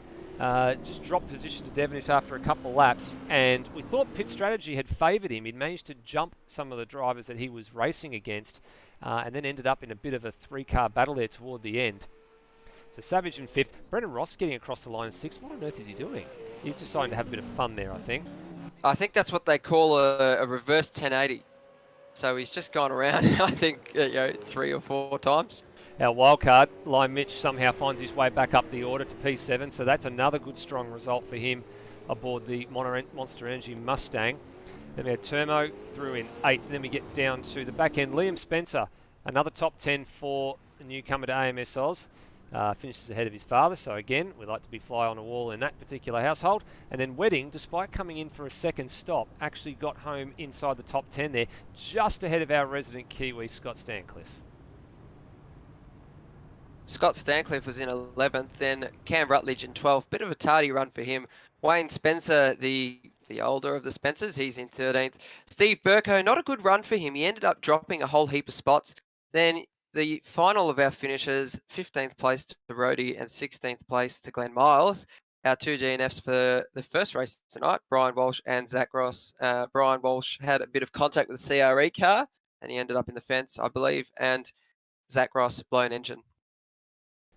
On the whole, it was a pretty clean race, though, aside from the minor issue that we had down at the chicane between Devonish and Stenberg. And look, to be honest and fair, they were both racing pretty hard, and I think Will did the right thing. After the contact, he just sidestepped the argument, let Kurt Stenberg go by, which we encourage all of our drivers to do. If you make a mistake like that, the best thing to do is redress the position as quickly as possible, which he did. He only lost, the minor time that he was in first place out of it. Didn't lose another spot.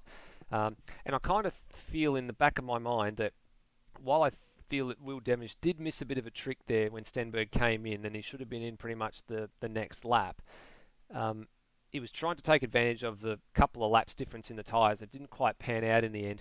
But I also feel that maybe he might have just been a bit resigned to the fact that he'd probably made some contact that he didn't want to make and decided to back out of it and just settle it down and then maybe have another crack in the second race. Yeah, I think it was good on him for having a crack and doing something different, though. He could have followed Stenberg straight in, or he could have gone the next lap, but I think perhaps he thought his pace was a little bit better. We're just waiting for our podium place getters to find our little commentary box in Pukekohe Park. The tide is not up, thankfully, which means we can race in the second race tonight at Pukekohe Park. We've actually seen in years gone by that when it rains at Puke, it actually, the river it gains so much depth that it ends up covering half the pit lane. So if you've got your cars there, I hope they're on their incompressible jacks, their double jack stands, because they won't be accessible otherwise. They'll be underwater. Oh, here we go. We're trying some sorcery. I'm Maybe, trying to see maybe if I not. can drag them up into the commentary, but Stenberg's currently muted, so I don't think I'm going to get any words of them. I mean, Will Devonish is here listening along with us, though. It's an interesting thought you mentioned about Pukekohe when it rains, because one of the circuits we went to last year, which is not on this year's calendar, if we bring up the Supercars calendar on the broadcast for you this year, the one circuit that's not there that I saw some stuff about recently when it rains is Winton.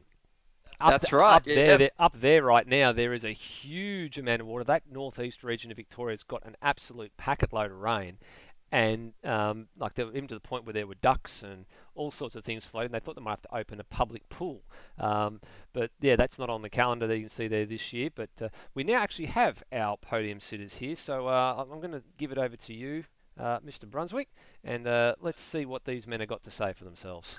So, moving away from the gags about the Winton wetlands, we are now going to our third place getter, Mitch Hathaway. Mitch, a pretty solid job managing to get into the podium positions. And one of our other podium place getters has disappeared, but that's all right. Mitch, well done, mate. Yeah, thank you.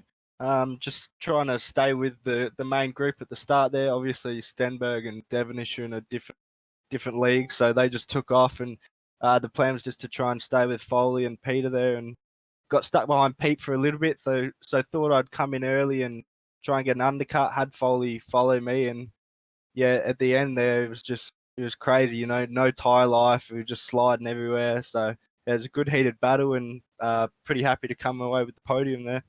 Yeah, three-way battle for third, and you managed to hold on. Congratulations. Yeah, thank you. It's good on a track like this, you know, very bumpy, you know, hard braking zones, and if you don't get the car in the right spot, you can easily just put it straight in the fence. So happy to be in the podium here, that's for sure. Indeed. Well done to Mitch Hathaway, our third place getter, and our second place getter tonight, Will Devonish. He's itching for a race win. It could have happened tonight, but not quite. Will Devonish, how do you feel, mate? Oh, I don't think I've had a race that intense for quite a long time. So, yeah, it was quite enjoyable actually. Yeah, just a few little mistakes, and just didn't have the pace after the pit stop to keep up with Kurt. Bit of a coming together at turn 5, and actually the first bit wasn't the bit that I giggled about. That was very serious. The second bit, when you're all trying to get back onto the track, when you and Stenny were trying to get back on the track, it looks like you were attached together with some, I don't know, some really high-powered solenoid magnets. So what was that all about? Yeah, it was really weird. Like I thought I'd made the corner, and then the car just kicked sideways and locked up, and the back end kicked out. But yeah, I didn't mean to come back and accidentally whack him. So I do apologise for that. I think we both got a bit of damage from that. I had a slight bent steering arm for the rest of the race. Yeah, it was unfortunate. I think in that part of the race, I had the pace on him. So yeah, just cocked that up a bit. Oh, well, but it's good to get a solid haul of points in second position. Well done, Will. Thank you. That was Will Devonish, our second place getter. And now on to our race winner, absolute standout this season so far, Kurt Stenberg. Congratulations on another race victory after another pole position. You sort of pulled the rabbit out of the hat at the last moment. Thanks, mate. Yeah, we've done it again.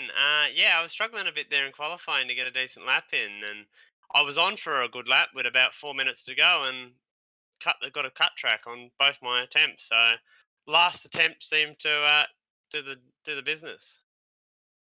Yeah, well done there. And I think, like I was saying to Will before, when when he sailed in and the car cranked sideways at the wrong moment, and that was all fair enough. And you all managed to hit each other a little bit and sort of bend the steering arms along the way, but you all managed to face the correct direction, which is great.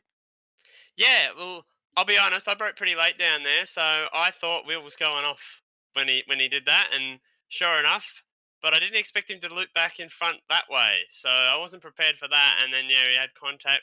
Somehow we got back on the track, even though he looked like he was right next to me, and then I decided to pit immediately because of damage. I was already considering pitting within those laps, and I thought, oh, I'll just pit for damage, and then came out of the pits. The car was a rocket. What more can you say? Yeah, it looks like I was saying that Will had perhaps a pace advantage earlier in the race, but it's sort of the table sort of swung a little bit, and you had the pace advantage towards the end. And congratulations on another stellar victory. Thanks, mate. Let's do it again. And those are our top three for the first race tonight. So Kurt Stenberg, another win from Will Devenish, yet again the bridesmaid, unfortunately, and a solid third position for Mitch Hathaway. So let's see what happens in the second race tonight. It's going to be pretty interesting. I'd like to think so as well. Going to be pretty interesting. There's a few cars that made their way forward by virtue of a couple of retirements, there was one or two drive-throughs in there. We get word through from Lewis Wedding at the moment. The reason he came in for a second time was that the game didn't put in the fuel that he assigned, so that took him out of that battle. So he's back end of the top 10 at the moment. So maybe a bit of a chip on his shoulder to try and make his way forward. But it is a progressive grid, so there are a couple of drivers that are mixed up in there at the moment. So we'll let these guys run along and go back to their respective chat channels, and we'll continue just to wait while they get the grid sorted. One thing I guess we probably, if we bring back up our Supercars calendar here, Hans, and we have a bit of a look. So round 4 is where we're at right now, Pukekohe Park Raceway. We did say earlier in the broadcast, this is the first of 2 trips we make to New Zealand this year, both on the North Island. The second one, there it is at round 9, the Hamilton 200.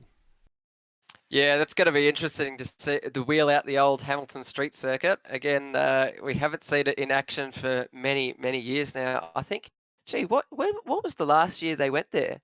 2012? 2011, sometime like that, some ridiculous amount of time ago. That we all thought that we were young, and we all thought those good old days would last forever. Never quite works that way. But we're going a bit of a blast from the past for late 2000s and 2010s, mid 2010s supercar action down at the Hamilton Street Circuit. It's going to be interesting because that'll be our first trip, I believe, with the AMS Oz Supercar Championship. And Steve nods. He nods in the affirmative. So it's going to be interesting. We'll see. We always love going across the Tasman. And yet again, Scott Stancliffe, maybe he can be our guest driver for that as well, our guest hot lapper, because I guess that Hamilton's probably not too far away from him either, is it? I would imagine it probably isn't. He'd probably be looking forward to doing that. I actually got a private message after he watched that video of his hot lap earlier, and he's very, very happy with the job that I did cutting that one together. So he will probably be no doubt putting his hand up again to do the hot lap around New Zealand. I know for a fact that you wanted to jump into my sim rig, Hans, and actually do the hot lap, and you said to me, only if I can use the H pattern shifter. Yeah, only if I can use the H pattern, because I'm all about double clutching and shifting from 6th into 2nd, because why not? H pattern, it's great. I mean, if only we could mandate H pattern in this series, it would separate the men from the boys, don't you think? Well, there was actually one person who was using the H pattern shifter. I think it might have been Steve Burko. It was Steve Burko, and he actually moved away from the H pattern shifter because it was last year in the Hidden Valley Super 2 round. So our Supercars Championship was called Super 2 last year, and he managed to blow an engine on the downshift or on the upshift or something, and he misgated the shifter. And instead of shifting in the 3rd, he ended up shifting in a 1st.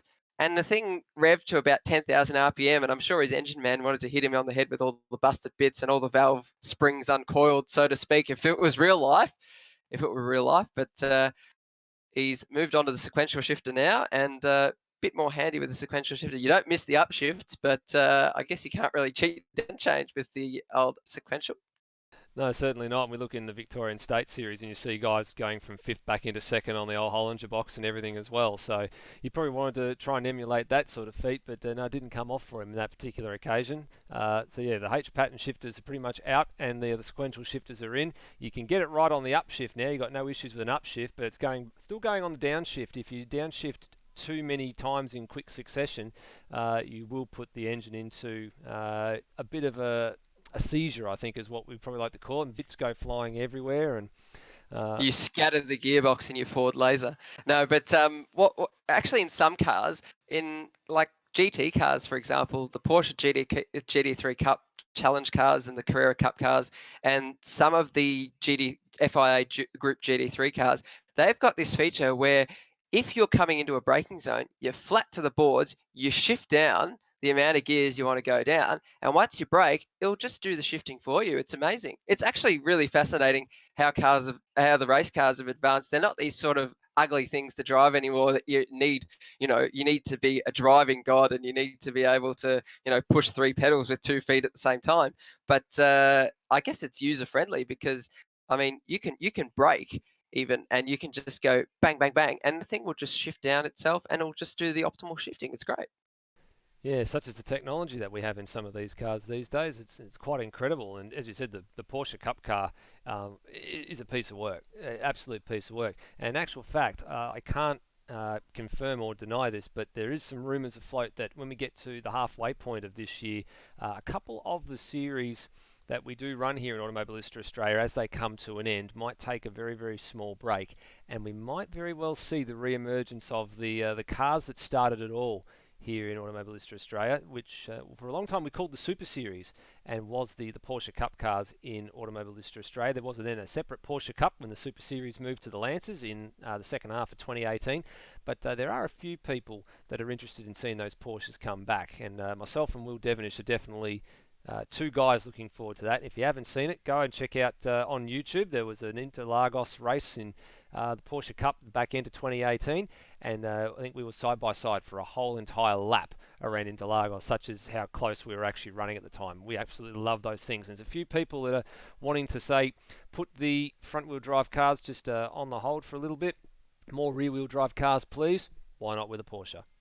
Why not with a Porsche? Rear wheel drive, rear engine, all sorts of stuff. Big engine hanging over the back end of the axle. But I think it's interesting because we haven't seen those cars in quite a while, considering that they have moved the Super Series, and we did do a Porsche Cup. Well, this was before my time here, but Automobilista Australia, they did do a Porsche Cup. And I tell you, 20 of those cars on a grid, 20 or more, that would be pretty interesting. It will sound like an angry beehive about to bite your face off.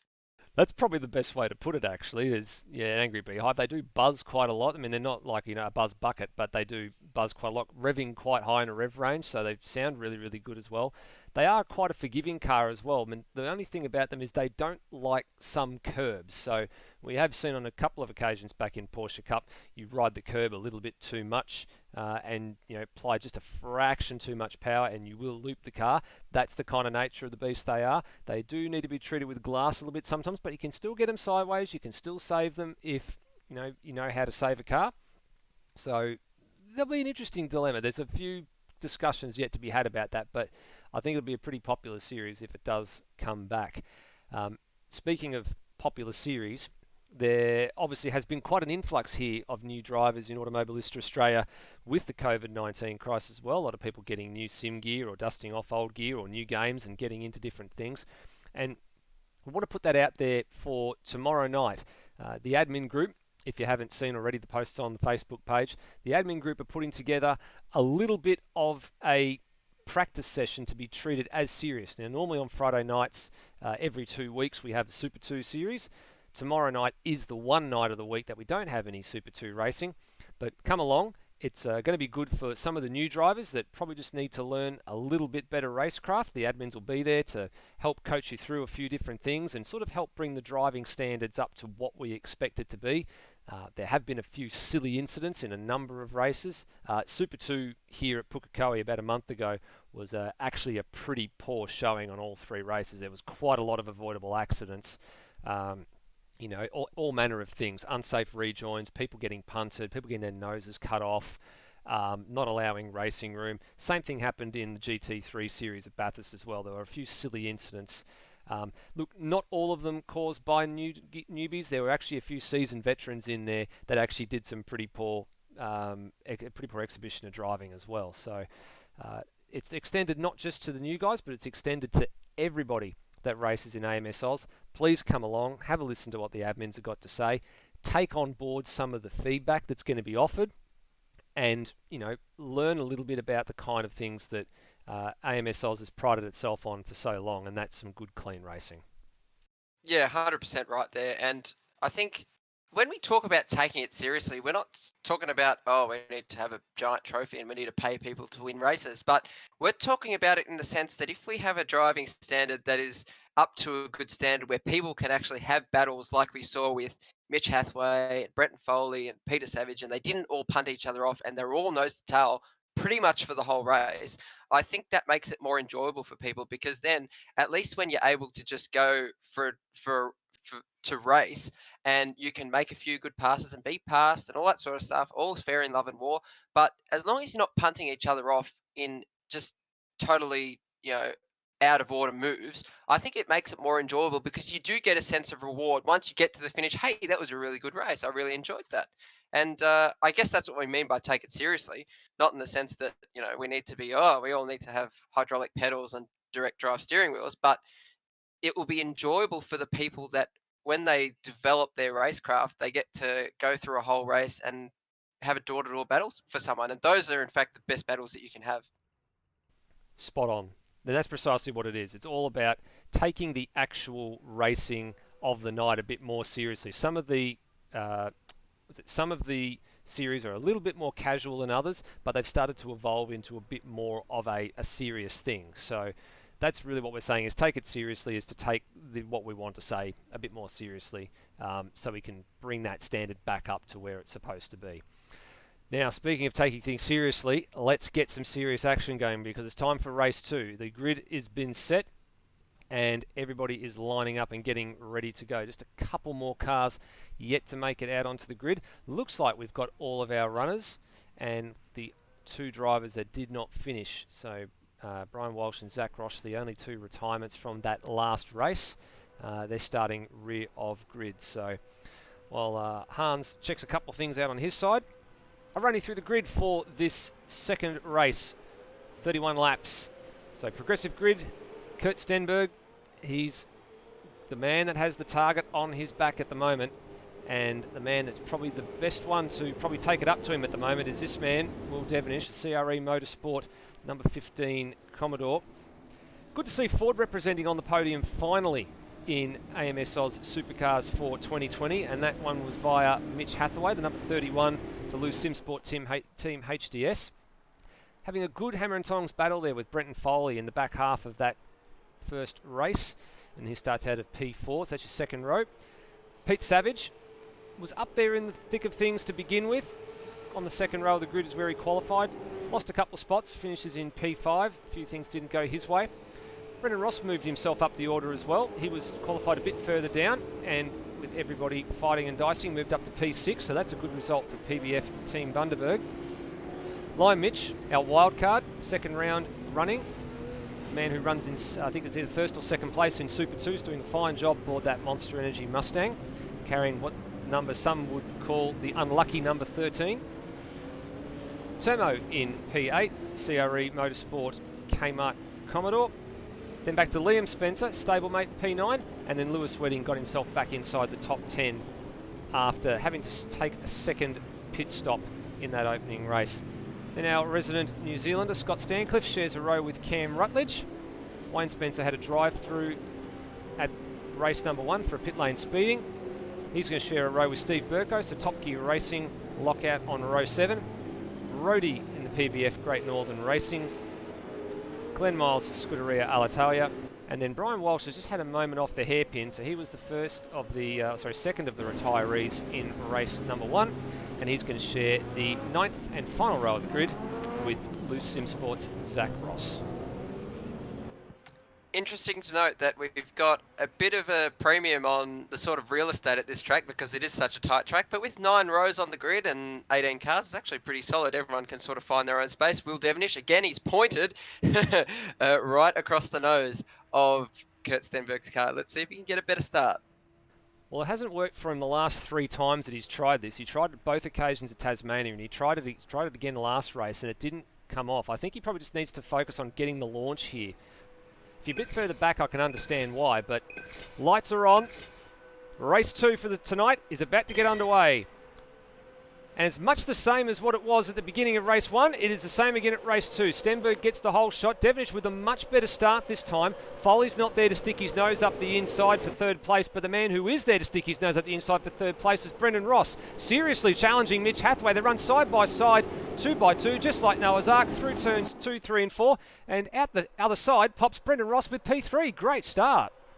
Meanwhile, Lewis Wedding, he went through the middle of 2 cars. He's now gained 2 spots. He's up into 8th already, and there's a bit of a battle pack forming. There's Lime Mitch, Peter, and Brenton Foley. Brenton Foley and Peter, they've been attached to each other for the last couple of races, it seems. And Ross runs a bit wide, but he manages to hold position. And Devonish, he's really harassing the back of Kurt Stenberg. Kurt Stenberg has a moment going into the hairpin. Oh, he just run wide. That's the over and under treatment. So a moment for Kurt Stenberg, and Devonish does not waste any time in saying thank you very much to that open door. Sides down the inside at the hairpin, and I call it the over and under of the switchback. It's a fantastic move when you get it right, and Devonish got that to perfection. Very, very loose off the final corner. That's Pete Savage, who's locked in combat with Brenton Foley right back there as well. Lime Mitch not too far away either. Mitch Hathaway down the inside of Brendan Ross. Again, he takes that 3rd position back. So they're in the same positions as they started at the moment. So those 2 cars in, 3rd and 4th. Or not what they started. Brendan Ross is actually up 2 positions. But Mitch Hathaway is starting from the position he finished in the last race in this progressive grid format. Peter on the inside now. He's trying to fend off a move from Foley. And he does so. Foley, he gets sort of hip and shouldered wide a little bit. No, not quite. Oh, hip and shoulders Peter Savage wide. And he sort of thinks the better of it. He does yield a little bit. And that exposes him to the threat of Lime Mitch, who's running 1st or 2nd in the Super 2 Championship. Oh, Spencer around at the back. He's around at the hairpin, gassed it up, just got it all wrong. Yeah, there he is, just recovering to the track now. Did he get hit, or did he do that all by himself? Let's have a bit of a sticky beat, see if we can find out what happened here. So he was locked in combat with, who's that behind him there? It's Wayne Spencer and Scott Stancliffe now.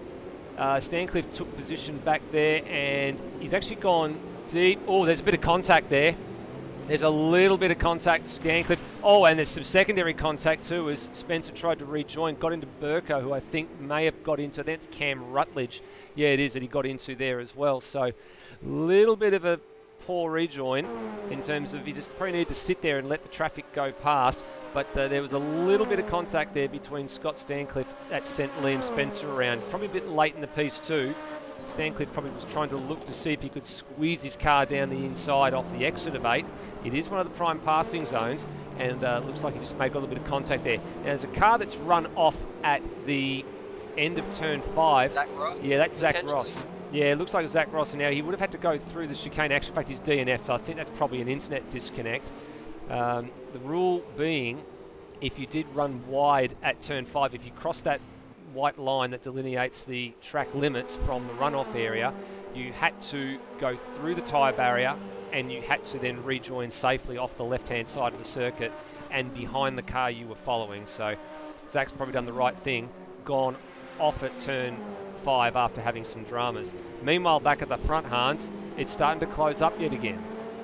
Stenberg is trying to turn up the wick on Devonish, and they're just going to turn 5 now, and it looks like Kurt Stenberg, he actually set the fastest lap on the last lap by, so that was a 102.69, and that plays 103.25 for Devonish. So Devonish, probably the pace isn't as good, but he did make the pass on him. Now he's got track position. What's he going to do now? He needs to really get the elbows up here if he wants to defend his track position, but he's sort of got his hands tied in terms of pit strategy at the moment, because whatever he does, he's sort of going to lose position because of if Stenberg goes for the, oh, look at this. it's literally 1,000th of a second faster. It's a 102.694, which was 1,000th of a second faster. Oh, wow, look at that. Oh, that was a big move there. And he managed to just pull out of it at the right moment. And Stenberg looks like he's got the pace advantage in this early stage of the race. Yeah, this is a flip of the script pretty much. It was the shoe was on the other foot, where Stenberg was the chasee and Devonish was the chaser at this particular point in time last race. Now Devonish knows what it feels like to have another car gnawing away on your back bumper. Incidentally, Brenton Foley has managed to get past Brendan Ross as well. Oh, here we go, move for Stenberg. Down the inside at turn 7. Does he make it happen? Yeah, nah, not quite. That was a bit of a move there. Yeah, I didn't think he got the drive off the hairpin to make that fully stick. The problem for Devonish here, as you said, he's got his hands tied in terms of strategy now. The ball is really firmly in Stenberg's court here. He can come in and try and make the undercut happen.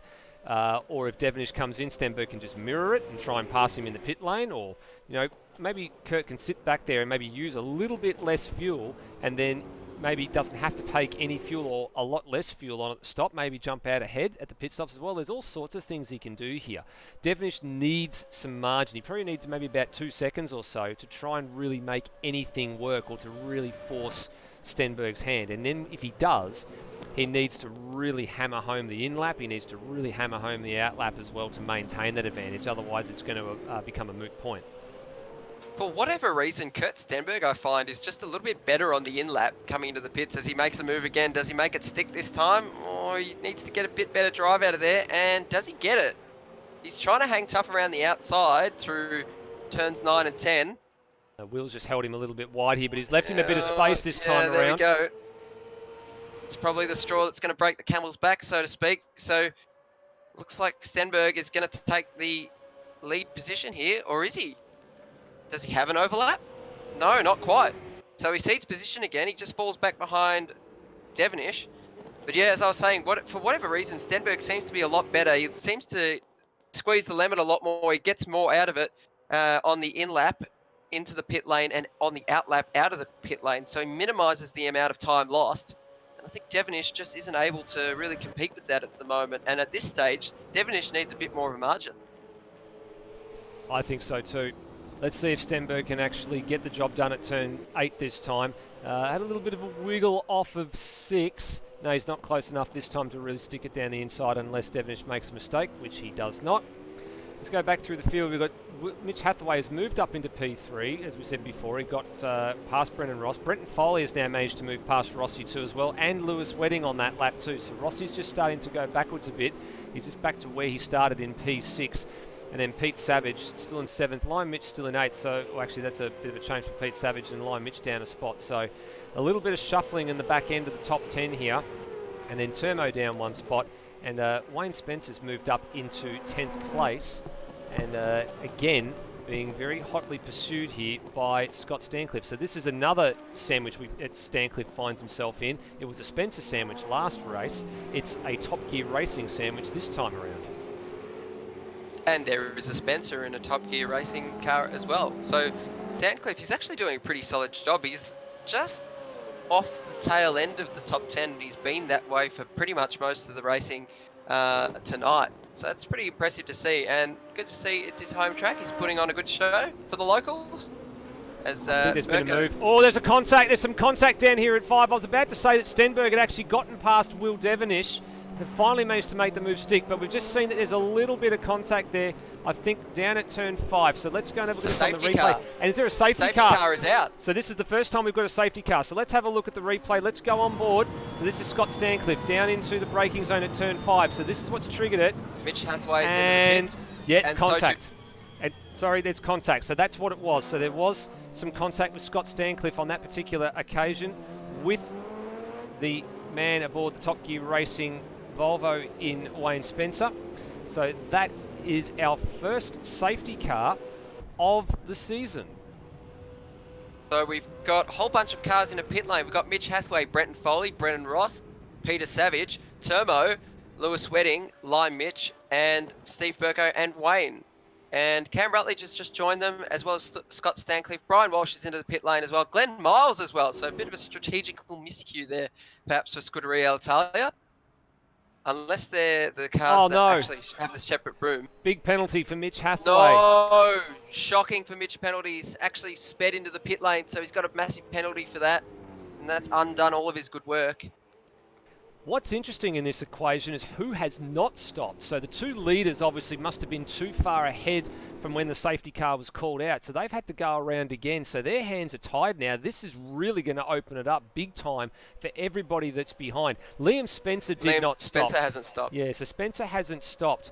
Rhodey has not stopped. Mitch Hathaway's the first of the men that has stopped, but he has a penalty over his head. So he's got to come and do a drive-through, and he can only serve that under green. This puts Brenton Foley as the current effective race leader. Bit of a disaster that unfolded for Mitch Hathaway. Well, here they come. Actually, here come the guys that did not stop. So look at this for you. They're side by side. This is unbelievable. side by side in the pit lane. So there goes Stenberg and Devenish literally going nose to tail in the pit lane. So Spencer is in, Rhodey is in. Hathaway has no choice. He will lead this race. He's going to have to serve that penalty within 3 laps of the green flag coming out. So probably expected he'd probably get in and get that done, I'd imagine, on the opening lap of the race, as soon as of the safety car. So as soon as the safety car comes in, green flag drops. Hathaway goes for broke. Comes in, gets a stop done. Oh, is there been a jump in the stop? Devenish is ahead. He's jumped him in the pits. But Devenish has got the move done in the pit lane, so that's a strategic gain. They came in the other way round. Now, where do they come out? This is the problem, because Burko's just gone across the line. They're going to come out between Burko and Stancliffe. How on earth does this work out with the order? I'm not sure whether they're meant to be ahead of Burko or not, so it just depends on when they all cross the control line. So that was a little bit close. The game will be directing them to stay behind a particular car. Wow. So a safety car, it takes a safety car to turn the race on its head and to turn the championship, I guess, a little bit on its head at this early going here, because these two are going to have a lot of cars to fight through that have already stopped. And the important thing is, it's all for track position. They have got 10, like by the time Mitch Hathaway comes in, they've got 9 cars ahead of them that they've got to deal with. Stenberg's got 10 because, hang on, actually what's going on here? They're being told to change position here. So that means that's another spot. So actually it's 10 for Devenish. It's 11 for Stenberg to get through, because Stenberg's got to get through Devenish as well. So, wow, this really spices up the second race tonight. And this will especially hurt Mitch Hathaway because he's got to serve a penalty, and this basically removes him from the lead of the race, which is an absolute disaster. So, commiserations for Mitch Hathaway, but his loss is Foley's gain at the moment. Yeah, it's Foley's gain. It's going to be a gain for Lewis Wedding. Brendan Ross, well, he's managed to come out of the pit stop sequence ahead of a very, very quick Lime Mitch as well. Termo's finally going to have a good run here. He's going to be in the top 5 by the time Mitch Hathaway comes in to serve his penalty. So finally some luck going the way of Termo. But these guys, once the safety car comes in, they've all got to make a break for it, and very quickly. It is a concertinaed field, so it's not over for Devenish and for Kurt Stenberg just yet. But the sooner they can get through the traffic, the more laps they're going to have to not only battle for the win, but to battle each other as well. But Foley's not going to take it lightly. Wedding's not going to take it lightly. And the guys behind, Brendan Ross and Lime Mitch and co, they'll probably have their elbows out as well. So this could be a very, very wild restart. Pete Savage, incidentally, has just been in the pit lane again, so I'm not sure what's happened there. But whatever's going on board his car, hopefully it's not a major drama. But that puts him at the tail of the queue, behind the Scuderia Italia cars. I might even be worried it might be something similar to what happened with Lewis Wedding, where he didn't put either enough fuel in or the game refused to put the amount of fuel in that he requested. So he's managed to just come in and take some service to top it off there. Be interesting though, because he would have been saving a little bit of fuel behind this safety car, so maybe he was still a bit marginal. Now is the safety car going around again? No, safety car is currently coming into the lane, so now they've got to be careful here. Hathaway's got control of the field, but remember he's got the penalty. You can see it there with the red arrow on the bottom left corner of your screen. He needs to come in to serve that within 3 laps of it going to green. They just need to be careful to not overtake the safety car. The rule is they need to have the pit lane speed limiters engaged, which it looks like most of them do right now.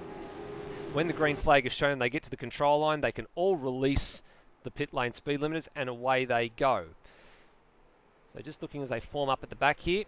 And here we go, resumption at the beginning of lap 12. So Hathaway bolts, so too Foley, they go with him. So it's pretty much a single file restart. We look a bit further down the field, and Devenish and Stenberg are still line astern, but they're actually now tucked in behind Glenn Miles in P11. So as we watch them come off of turn 4, all looks pretty sane so far. There's no moves being sized up, everybody just getting back up to racing speed. Now let's see if Stenberg tries to make the move on Devenish at this early stage and then carve through the traffic, or if they go together. So let's see, there's a bit of strategy plays in here. There's a few moves being sized up the field as well. Looks like Steve Burko got a move done on Cam Rutledge there as well. Devenish has tried to round up Scott Stancliffe. They've both managed to get past Glenn Miles. Stancliffe just sidesteps the argument. He's on the left-hand side as the faster cars go around the right way. Rutledge does the right thing here, I guess, just holds up Stancliffe a little bit, Stenberg still has to go the long way, couldn't get down the apex as quickly as he'd like. So they've both moved up a pair of spots in this one so far. Next target are the two Top Gear racing cars running line astern. Burko in 8th, and then it's Spencer in 7th. Now Hathaway still leads the field. He hasn't come in to serve that stop just yet, or to serve that pit lane drive-through rather. Won't be too long before they are actually going at it, these two. So Devonish and Kurt Stenberg are battling away with each other while they're still trying to get through the field here. And look a bit further up, you see Brendan Ross trying to get into the toe of Lewis Wedding as well. Oh, Stancliffe is in the wall at the exit of turn 4. And he's around. So that's a huge accident for Scott Stancliffe, drop him right to the rear. What happened here? So it was a little bit out of control through the beginning part of turn 1. Got through turn 2 and 3 okay. He was following Cam Rutledge. What's he done here? Has he just pinched a brake or something? Or no, just gassed it up too early. Fishtail into the wall. Contact. Sorry, Steve. Contact between Devonish and Burko, and that's going to open the door for Stenberg now, but Stenberg can't quite get the run through. So Burko he didn't really go when he sort of was on the exit of the corner. I think he just lit up the rear wheels a little bit, and unfortunately that sort of cruelled Will Devenish's run. But now Devonish is going to make the pass down the inside at turn 1. There it is on the replay. Just a bit of an awkward moment there for the both of them coming down. Actually, all three of them coming down into the hairpin. So yeah, that didn't go according to plan for Devonish on that occasion. The door was open. He tried to walk through it, and it got overcommitted just a little bit. So right now they have managed to clear the first of the Top Gear Racing Volvo S60s, and now the next target for them is Wayne Spencer. Now he's a newcomer as well to AMS Oz, but he's no slouch. He's going to put his elbows out here in the number 8, who's trying to chase down Turmo as well. Now, has Hathaway come in to serve his penalty yet, Hans? Because he's probably on about his 2nd or 3rd lap here, and I believe Hathaway's in this lap. All right, so there he goes. So that resolves that particular argument. Now, Devonish is through here on Mitch Hathaway. He's through here on Wayne Spencer, but Stenberg is not. Crucially, he's going to be held up for another couple of laps. Now, Hathaway's still in the lane. Where's he going to feed back into this? Is he seen there in the pit lane? No, he's going to be feeding back in. Probably going to be last. Probably going to be well into the bottom half of the racing order here. Now, this is Stenberg finally gets past Wayne Spencer. Turmo's now the man ahead of Devonish here. He's going to get a nice little tow. He'll be on the radio to him saying, "I'm going to go down your right-hand side here." They share a Discord. There he goes. So that's a nice little move for Will. And crucially, it puts another car again between himself and Kurt Stenberg. Now, a little bit deep there for Wayne Spencer, and invites Burko to have another go. Now, Turmo's just held up Stenberg crucially again for another couple of corners, and he's going to let him have it down the inside here at 8. So a couple of cars have just gotten in the wrong spot for Kurt Stenberg on these opening couple laps. Getting very close to the white line there on the outside of turn 9 and 10. You don't want to be doing that and trying to drop 2 wheels in the grass. So after serving his drive-through, you're absolutely right, Hans. Hathaway has ended up plumb last. The only people behind him are the 2 cars that have exited this race in Stancliffe and Ross. A famous commentator would say, "Stone cold motherless last." That's what we say about food that's in a fridge. Stone motherless cold. I think that's what a certain N. Crompton said in a V8 supercar race once upon a time. Well, this is interesting turn of events. These are the first laps of the season, I believe, that Brenton Foley's actually led. He has just started to sneak his way onto the podium at Tasmania. He got 2 third places, and the car doesn't quite look all that settled, doesn't Hans? It's just squirming a little bit at the wrong times. That's how he used to make his speed in the last sort of season or so, but now it's sort of gone the other way. It's ultra precise like Stenberg and Devonish. So Foley, he needs to hustle along, but he can't be sliding a bit too much because it's going to ruin his lap times. And new fastest lap of the race, 102.492 for Stenberg. Ooh, bit of curb there for Foley. But leading these laps, I think he's happy to see that he's actually led a lap this season because it's come a lot later than he would have expected. Here's a nice little pack. So Wedding is heading Ross. And look at this. They're going to go 3 wide down the back straight. Bumping side to side. Yeah, plenty of bump and grind there. Stenberg's going to be held wide here. He's going to have to follow Will Devonish. He's got no choice. He has to back out and follow Devonish, but Lime Mitch is going to fight it. And he's going to be on the wrong side here for 7 and 8. So that was a bit of a hair-raising moment. There's some door banging between Devonish and Lime Mitch. Stenberg outbrakes himself. Devonish is just trying to escape here, but it's not enough time for Lime Mitch to try and make his way past or back past Kurt Stenberg either. So they're slowly picking their way through the field, these two. They're now on the edge of the top 3. Rossi's going to... Oh, Rossi out! Miles out of control! How on earth did he save that? Absolutely fishtailed down the main straight. I'm not sure if he just caught a blade of grass or something, but he was all sorts of sideways. Great car control has allowed Wedding just a little bit of breathing space. Rossi is the next target for Devonish and Stenberg. And then, well, it really could be on, couldn't it? 3 big heavyweights might go toe-to-toe in the next few laps. Geez, what a strategic masterstroke by these cars ahead. They were just in the right place at the right time. The top 2 cars were just too far ahead. And unfortunately for Hathaway, it's all come undone for him with the pit lane penalty. But these two, they are absolutely bringing their way through the field as Stenberg makes a move. Does he make it stick? Bit of contact there. Oh, he was trying to make the block pass down there, but didn't quite pull off for him. No, Devonish tried to sneak it back on the inside, and there was no room at the in on that particular occasion. But that's the move that he needed to get done, Kurt Stenberg. Now he can lead out. He can lead out Will Devonish and see if he can be the one to try and clear these cars and maybe put a car between himself and Will Devonish. I mean, the two that are ahead of him are certainly going to fight for every bit of racetrack for the next, well, half of this race. But they're going to take a few defensive lines, I think, trying to do it. Rossi's done pretty well to stick with to stick with Lewis Wedding here. So this is now going to be the real battle of focus. Bretton Foley's got to put his head down and keep going as much as he can. Wedding's fishtailing on. Rossi's given him a serve as well, but somehow Wedding manages to keep it on the track. Rossi's gone from 4th to about 6th. From 3rd to 5th on that occasion. Now there's passes being made to hairpin. They're going to go 3 wide off the final corner. Wedding was wide. Stenberg stuck his nose in there. Devonish tried to do the same. Wedding's going to have he's going to be tearing his hair out. He's going to be thinking, what on earth do I do to have to get away from these guys? Will's going to have a bit of a run here. No, Stenberg's awake to the task, and now they're just going to have to try and send it on the FGX Falcon, which Stenberg does. Devonish behind, doesn't know who to go with. Elbows out here, side by side through 2, side by side through 3. Stenberg prevails for the minute. This Wedding was out of control off of 4. Wild. Did he get a serve up? Did he get a serve up by Devonish? I'm going to have a bit of a look at that. I got a funny feeling maybe there was a little bit of contact there. So let's go and have a look at this again. Let's go to our onboard cameras. So here we are. Great bird's eye view of this door handle to door handle racing here. No, he didn't. He just got a little bit loose off of the curbing, and that was all that unsettled Wedding there. But again, supreme car control by these drivers to keep it on the black stuff.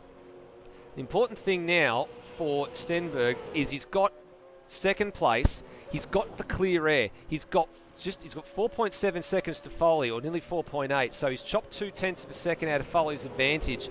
I'm not sure how long this advantage can last. Let's have a look at what the lap times they're doing the last time around. Foley's 103.5. Actually, timing's a little bit behind for us at the minute, so we're just waiting for it to catch up here. Previous tour before Stenberg got past Lewis Wedding was a 4.3 to Foley's 3.5. And this last time as they came across the line, it was a 103.4 for Foley, and then back to Kurt Stenberg. Actually ended up with a track violation. So that's an interesting point of note. So too Brennan Ross got a track violation that tour as well. Here's the over and under again. Devonish having another look at Stenberg. Now, this script is flipped again, Hans. The shoe was on the other foot. Whenever it's Devonish this close behind, he always seems to have a bit more pace. When Stenberg's this close behind, he seems to be one that has the pace. Roddy's got to be careful here. He's going to have a pit lane. He's just exited the pit lane, probably for the 2nd time. He'll have to just sidestep this lot, probably through either the opening sequence of corners, or he'll have to do it down the back straight. What's he going to do? That's a bit nasty for these two. These leaders have caught him very, very quickly as he's on a slow out lap, and he's just let them go past here. So they've managed to get away with that okay. He yields at the critical moments, so well done there. But a bit of a hair-raising moment through the chicane. But what can Devonish do now? They are both at the front of the field. They've got Foley ahead. Can they chase them down? Is there going to be a new race winner tonight? Who knows?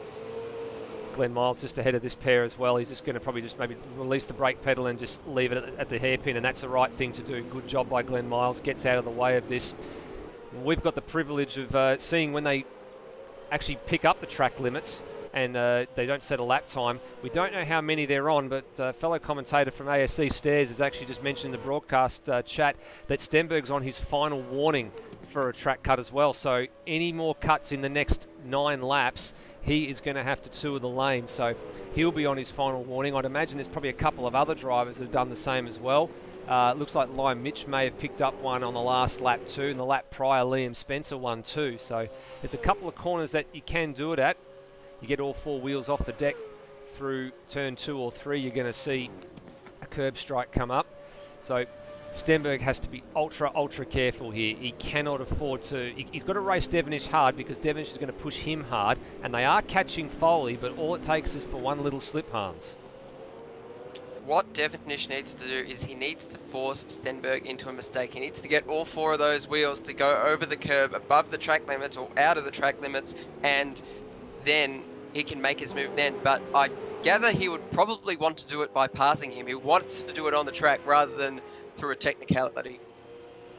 What he's going to have to do is do something a little bit unorthodox and force a mistake. Foley just getting a little bit of lap traffic again. That'll be the second of the Scuderia cars in Brian Walsh, who should remove himself from the argument pretty quickly, and he has. Well done. He'll do that down the back straight as well, I'd imagine. Stenberg's now importantly got a bit of separation, and he's starting to take time hand over fist out of Foley here. He took 0.6 of a second on the lap prior to the last, so that was lap 22. Lifetime is still taking an awful long time to play catch up here. What did he take out of him on the last tour? Foley's previous lap was a 103.8, and then back to Stenberg's 102.9. So that's a huge swing. So this is really starting to play into the ZB Commodore's hands here. Still going to be a grandstand finish. It's still going to take a couple of laps for him to catch Foley's rear end. Mitch Hathaway hasn't made much progress since he come out from his drive-through, has he, Hans? He's still pretty much anchored to the back end of the field. Stenberg wide. Just ran wide there through the grass, kept his foot in it, got away with it. But I was just saying, Mitch Hathaway, he came out plumb last, but there's been a couple of other drivers that stopped since then, and he's pretty much the final car on the lead lap right now. Yeah, down in 13th place. What a change of fortunes for Mitch Hathaway. Yeah, here he is at the moment. He's all on his own. So he's got nobody behind him, nobody in front of him, so really got nobody to race, relying on drivers ahead to make a mistake or two. We go back up. So Wayne and Liam Spencer running line of stern. So Spencer household again. Son showing father the way right now. That's a pretty close battle for the last position inside the top 10. There's a little bit argy-bargy between Burko and Turmo a couple of laps ago. That's just settled down for the time being. The O's together. Turmo and Burko. Yeah, plenty of O's. I don't think there's another O on the end of any of the surnames of any of the other drivers in AMS Oz, but they do go together. That's well rhymed, Hans. Well done. Bit of alliteration, never goes astray, does it? Oh, we've always got to find time to fill in things here when we have a little bit of a lull while we wait for things to happen. Rossi's still inside the top 5. Got battered a bit from pillar to post in the opening sequence of since the safety car came out there. But he was hanging with Lewis Wedding for a while. Wedding now is pretty much a distant 4th to the 3 Commodores that are on the podium at the moment, as Rossi's a bit wide there off of turn 4. Devonish has just caught back up again. Oh, look at this! It's completely right outside. No. Oh, he's done the no. same thing that he's done the same thing that he did in race 1, and now he's got to let the whole entire field go by and try to do a rejoin. Got to engage the gear. Comes on behind Lime Mitch. What a disaster for Will Devonish. Twice at the same corner, just completely outbraked himself, skated it in. That one was worse than race 1, and I don't know what to say. That is 2 really, really bad mistakes tonight from Devonish. Yeah, I think he's going to be kicking himself after that one. And honestly, I feel his pain at the moment, because whenever you see a car like that, you've done some sim racing yourself, you know exactly what it's like. And Foley is off the road. He's done a track cut. Yep, that's it. Oh no! So that's going to bring Stenberg back into the picture. So it could be another win for Stenberg potentially. There's still quite a ways to go in this race. There's still 4 laps to go. And like I said, because there is 4 laps to go, perhaps Devonish can make a few spots up. He's currently got Lime Mitch and Brendan Ross in the crosshairs, and could he make it all the way up to perhaps not to Lewis Wedding? He's just too far ahead. But Will Devonish, he could be up to 4th in a couple of laps. Well, this is really the battle of interest now. Effectively, Stenberg has been let off the leash. He is really gotten onto the back of Foley now. This margin is less than a second. Foley's got 4 more laps to hold this rampaging number 47 off and prevent a clean sweep continuing here in AMS Oz Supercars. Is he up to the task? Well, he's a former series champion, twice in fact. He's won a number of GT3 titles as well here in AMS Oz, and he's won a whole bunch of things in TCC and TCR. He's going to have his hands absolutely full here. And Stenberg is just waiting for the right moment. When is Stenberg going to pounce? Is he going to leave it to the very last lap? We don't know. But he's a bit of a showman, Stenberg. He knows what he's doing. Oh, I guess it's like Kimi Räikkönen, leave me alone. I know what I'm doing. Oh, Hans with ever the puns here in AMS Oz.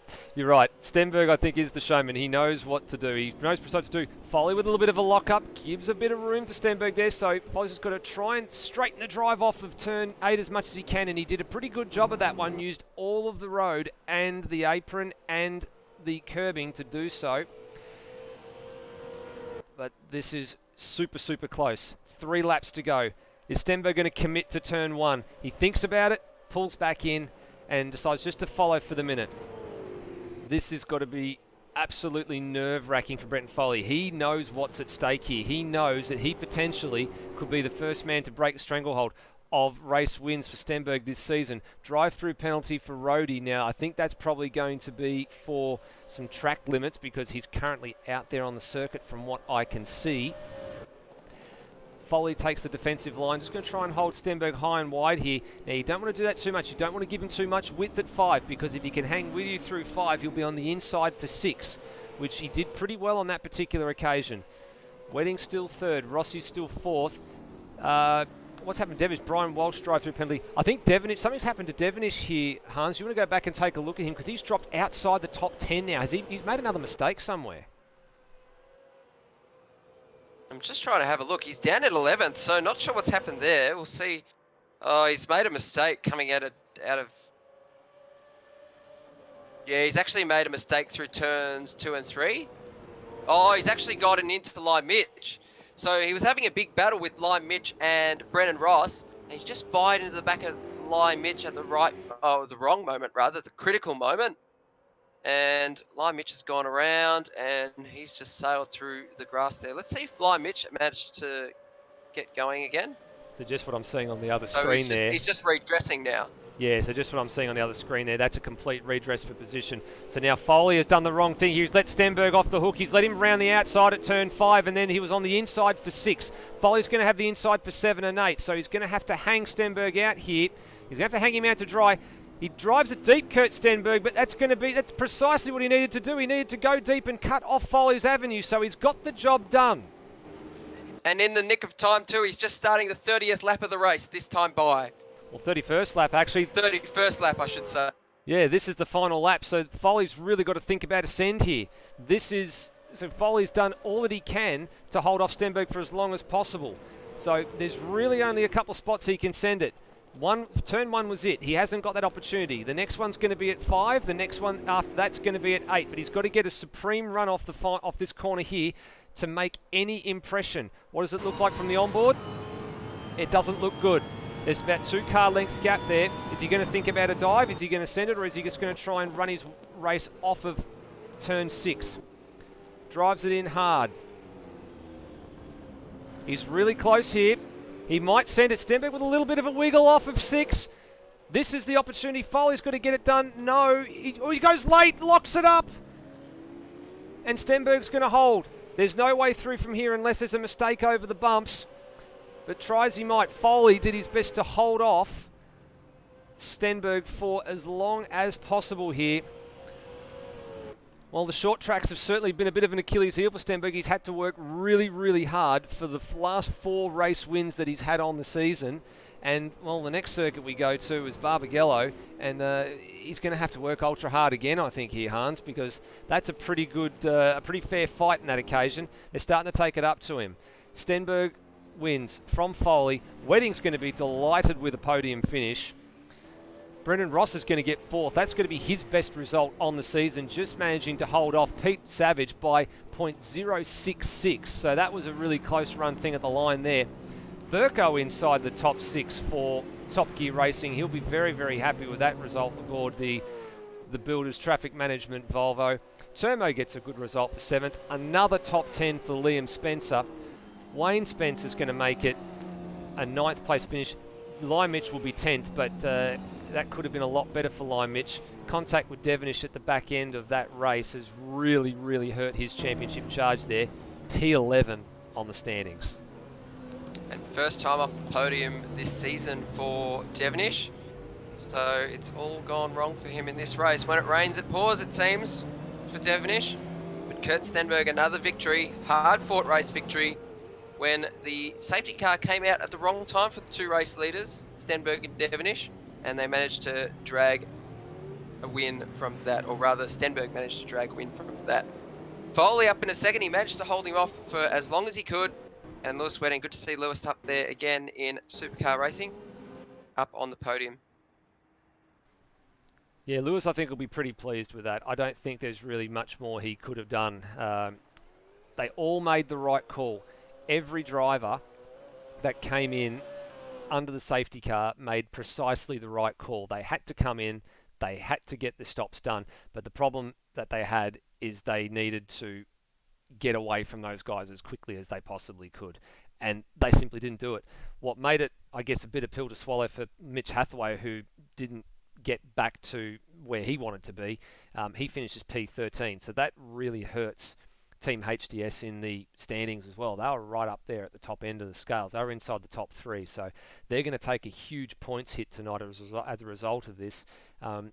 Hathaway did finish race 1 in 3rd place, so he is going to get a good haul of points. He's going to go past his teammate Billy Dougal-Salonga on the standings, but in terms of the overall team's points, it's not been a good night for them.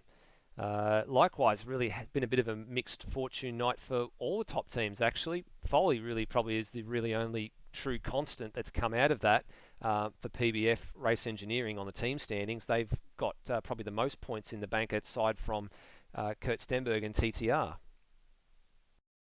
Yeah, pretty solid haul by PBF there. But again, TTR, just the sole representative in the field with Kurt Stenberg, and he's really flying the flag at the moment because they are quite up there and quite capable of challenging for a team championship. Well, the top 3 are just slowly arriving here in the commentary position, so I might go to our 3rd place man, I think, Lewis Wedding, to begin this.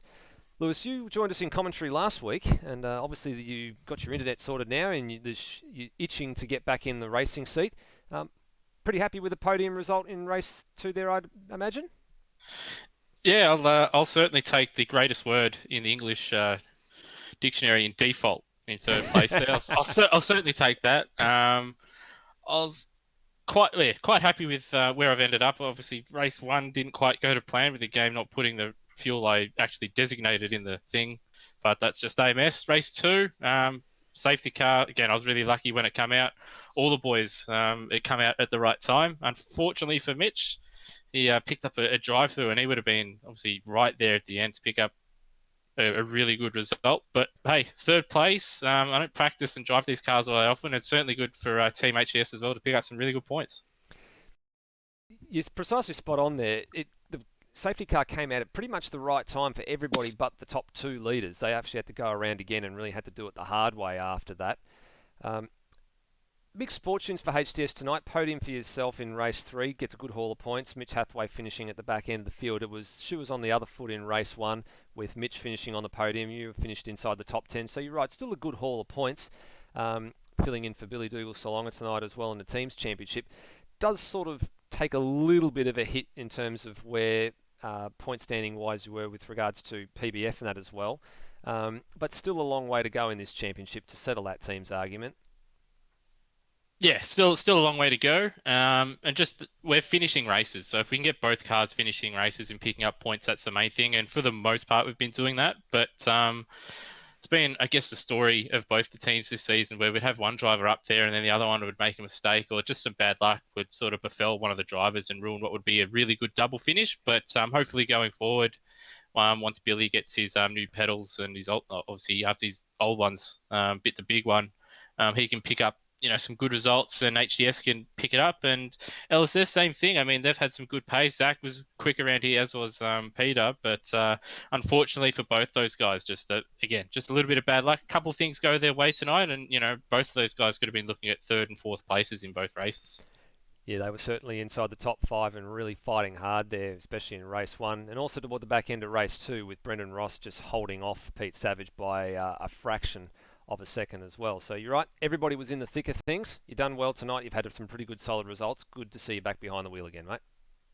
Thanks, mate, and obviously thanks everybody putting this broadcast together, and good racing here at Supercars. Certainly been a good night of racing. Brenton Foley, you had your hands full there for those last 3 or 4 laps. What was it like? Have the pressure on your shoulders up for those closing few minutes of the race? Oh, I definitely felt it. I got really lucky, as Luke said, with the pit strategy and the safety car. And as soon as that green flag dropped, I needed to do 16 of my best laps, and I did 15 out of 16 of my best laps.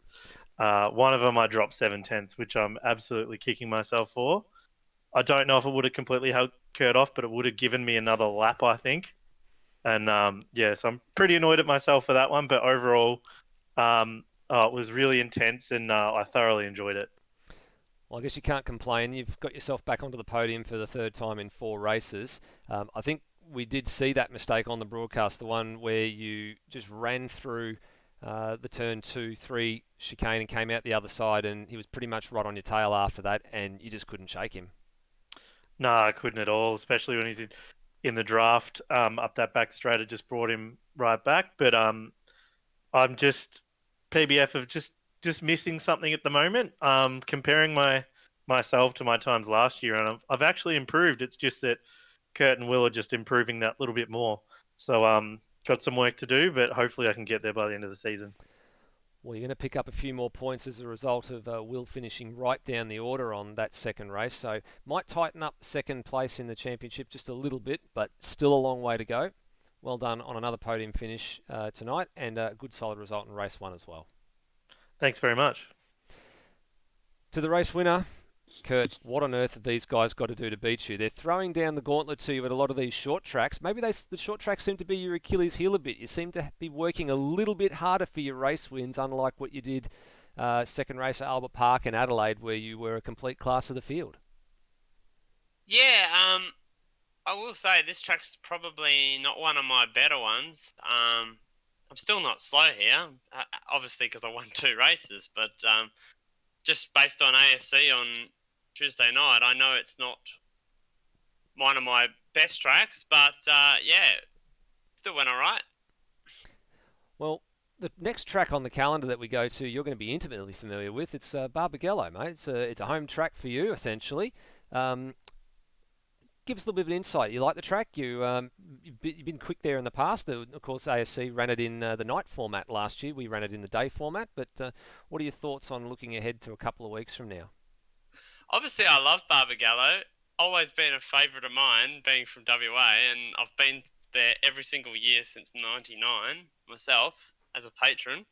But it's actually not been a good one for me in sim racing. I had a terrible result there in ASC last year. Sprayed 2 races that I probably should have won and finished nowhere. And then other times I've raced there, I've been fast, but it's never gone to plan. So hopefully that changes, because I love the track. But it's just, yeah, I've had Garth Pander's luck there. I've just never been able to crack one. Well, there's still plenty of time, I guess, till we get to Barbagallo. It's a couple of weeks from now, I believe, about 2 or 3 weeks, if memory serves me correctly. So I guess you've got the time to get your eye in for that one. But as we said before, these short tracks maybe seem to be the ones that they're just making you work a lot harder for. Do you prefer the longer layouts? Is it the longer races? Does it give you a bit more time to sort of eke away those margins that you need to extend out to and sort of insulate yourself from the threats behind? It's actually funny. I like the shorter tracks. I've always been a fan of the shorter tracks. But the problem at the shorter tracks is that the other guys are closer to you because the lap time difference is shorter. Where I feel like at the longer tracks, sometimes they're a bit longer. There's more corners. Sometimes they're more technical, like an Albert Park or whatnot, and it gives you the ability to make a bigger gap. Where here you don't really get that ability to make a bigger gap because there's only so many corners. So it makes it easier for people to stick with you. So I like the short tracks, but yeah, they make it a bit more exciting. Well, they're making it exciting for us here in Central Commentary, and for us, it's always exciting when we're seeing how close those guys can actually get to you. And for the moment, you've managed to hold them off, and you've managed to have a good turn of luck in some places as well, like tonight with a couple of cars that just went off the road at the wrong time and allowed a little bit of extra room for you. And as I said, Foley said, sort of made that mistake that pretty much put you right onto his tail. And you keep your perfect streak alive of race wins. So it's 7 from 7. They're going to have to do something special to catch you. Congratulations again. No worries. Thanks, guys. Hans, well, some closing thoughts there from our top 3 in race 2. Let's sum up tonight. Pretty clean racing overall. Not too many major incidents. Maybe 1 or 2 little minor contacts that might have to be looked at. But on the whole, it's not been a bad night from the racing, but certainly interesting up front. Yeah, all in all, it's been a fantastic night's racing, and we've seen a bit of everything tonight. We've seen the leaders just absolutely run away with it, and then we've seen the leaders with a bit of a strategy call gone wrong and sort of being that far ahead. They got picked up by the safety car at exactly the wrong moment, and everyone was able to file in, and that sort of being that far behind for them really worked out for them. And we saw literally every car, bar 3, go into the pits, and that was just fantastic to see. A bit of a mix up there, and it was sort of like a reverse grid race. We saw the fastest 2 drivers come from the back of the field almost, or buried somewhere near the back of the field. And Kurt Stenberg, he just showed that he was able to pull something special out of the bag and get another race victory, keep his streak alive. But it was good to see drivers like Brenton Foley and Lewis Wedding up onto the podium again. Commiserations to Will Devonish, because he had a lot of speed on board, but he just couldn't convert it, which was a bit sad. Especially in the second race, it was a bit sad because it just all went wrong. When tide's out, that's how it is, unfortunately. It's a cruel game, this one. Yeah, it certainly can be a bit of a cruel game, and what I guess will be the hard pill to swallow a bit for Devonish is where he made those mistakes. He made it at the same corner in 2 consecutive races, doing pretty much exactly the same thing. Not sure if it was a brake issue, not sure if just a little bit too deep under brakes. The second one was obviously a lot worse than the first. The first one, he tried to pull the move on Kurt and ended up making a bit of contact, so they redressed and got going again. Whereas the second occasion, he actually went a little bit deeper, got onto the grass, spun the car, and pretty much had to wait for about 4 or 5 cars to go by and then rejoin. And once he was back in that mid-pack, just another odd mistake that we normally don't see from him crept in, making some contact with Lime Mitch, which is obviously off our broadcast. Important thing is he redressed it, so that's going to settle that argument from that point of view. But it did take, I guess, the sting out of what was going to be a good result for some of those other guys. Not sure if that'll be looked at, but he's probably going to feel a little bit gutted right now for making those kind of mistakes, isn't he? Yeah, for sure. And again, he was in a competitive position. He could have converted. He could have made something happen. But again, coming home with a second and somewhere buried in the field, like 12th or 13th or something like that, not an ideal night's racing for Will Devonish. And I think he would have expected more from himself. I think so too. Let's have a little bit of a look ahead about what's coming up in the next week or so for Automobilista Australia. So the next broadcasted event is going to be the GT3 World Series Round 5 Donington Park Grand Prix circuit. That's going to be a 90-minute race, if memory serves me correctly. That'll be here on the Outworld Broadcasting Channel next Tuesday, the 5th of May. Then we get Super 2 up and running again on the 8th of May. That's next Friday. Townsville is the location. Loose 89 on YouTube is the channel. And the following Monday, the 11th of May, Track Day Challenge back here, Pukekohe Park Raceway. So those that have been running around tonight, they do have a run in the Track Day Challenge, a bit more of a casual series. They're going to find themselves piloting around this bumpy little circuit again on May 11. And then TCR Oz returns to its fortnightly Tuesday slot on May 12th. The most recent race, unfortunately, wasn't streamed, but it delivered in spades at Autodromo Riccardo Paletti. That was the international round. We're going to the Phillip Island Grand Prix circuit on the 12th of May, so a circuit that's very much a favourite with some of the drivers in the field. Pretty much a lot of drivers, I think, in Supercars wish it was on the calendar this year as well. Sadly not to be, but we'll pick it up here in AMS Oz, and we also have it in a 250k race a bit later on in the year for our Supercars Championship as well. So we'll leave it there for the night. Thank you for joining us. We'll see you next week on this channel for the GT3 World Series. As always, please drive safely and see you next time. Bye for now.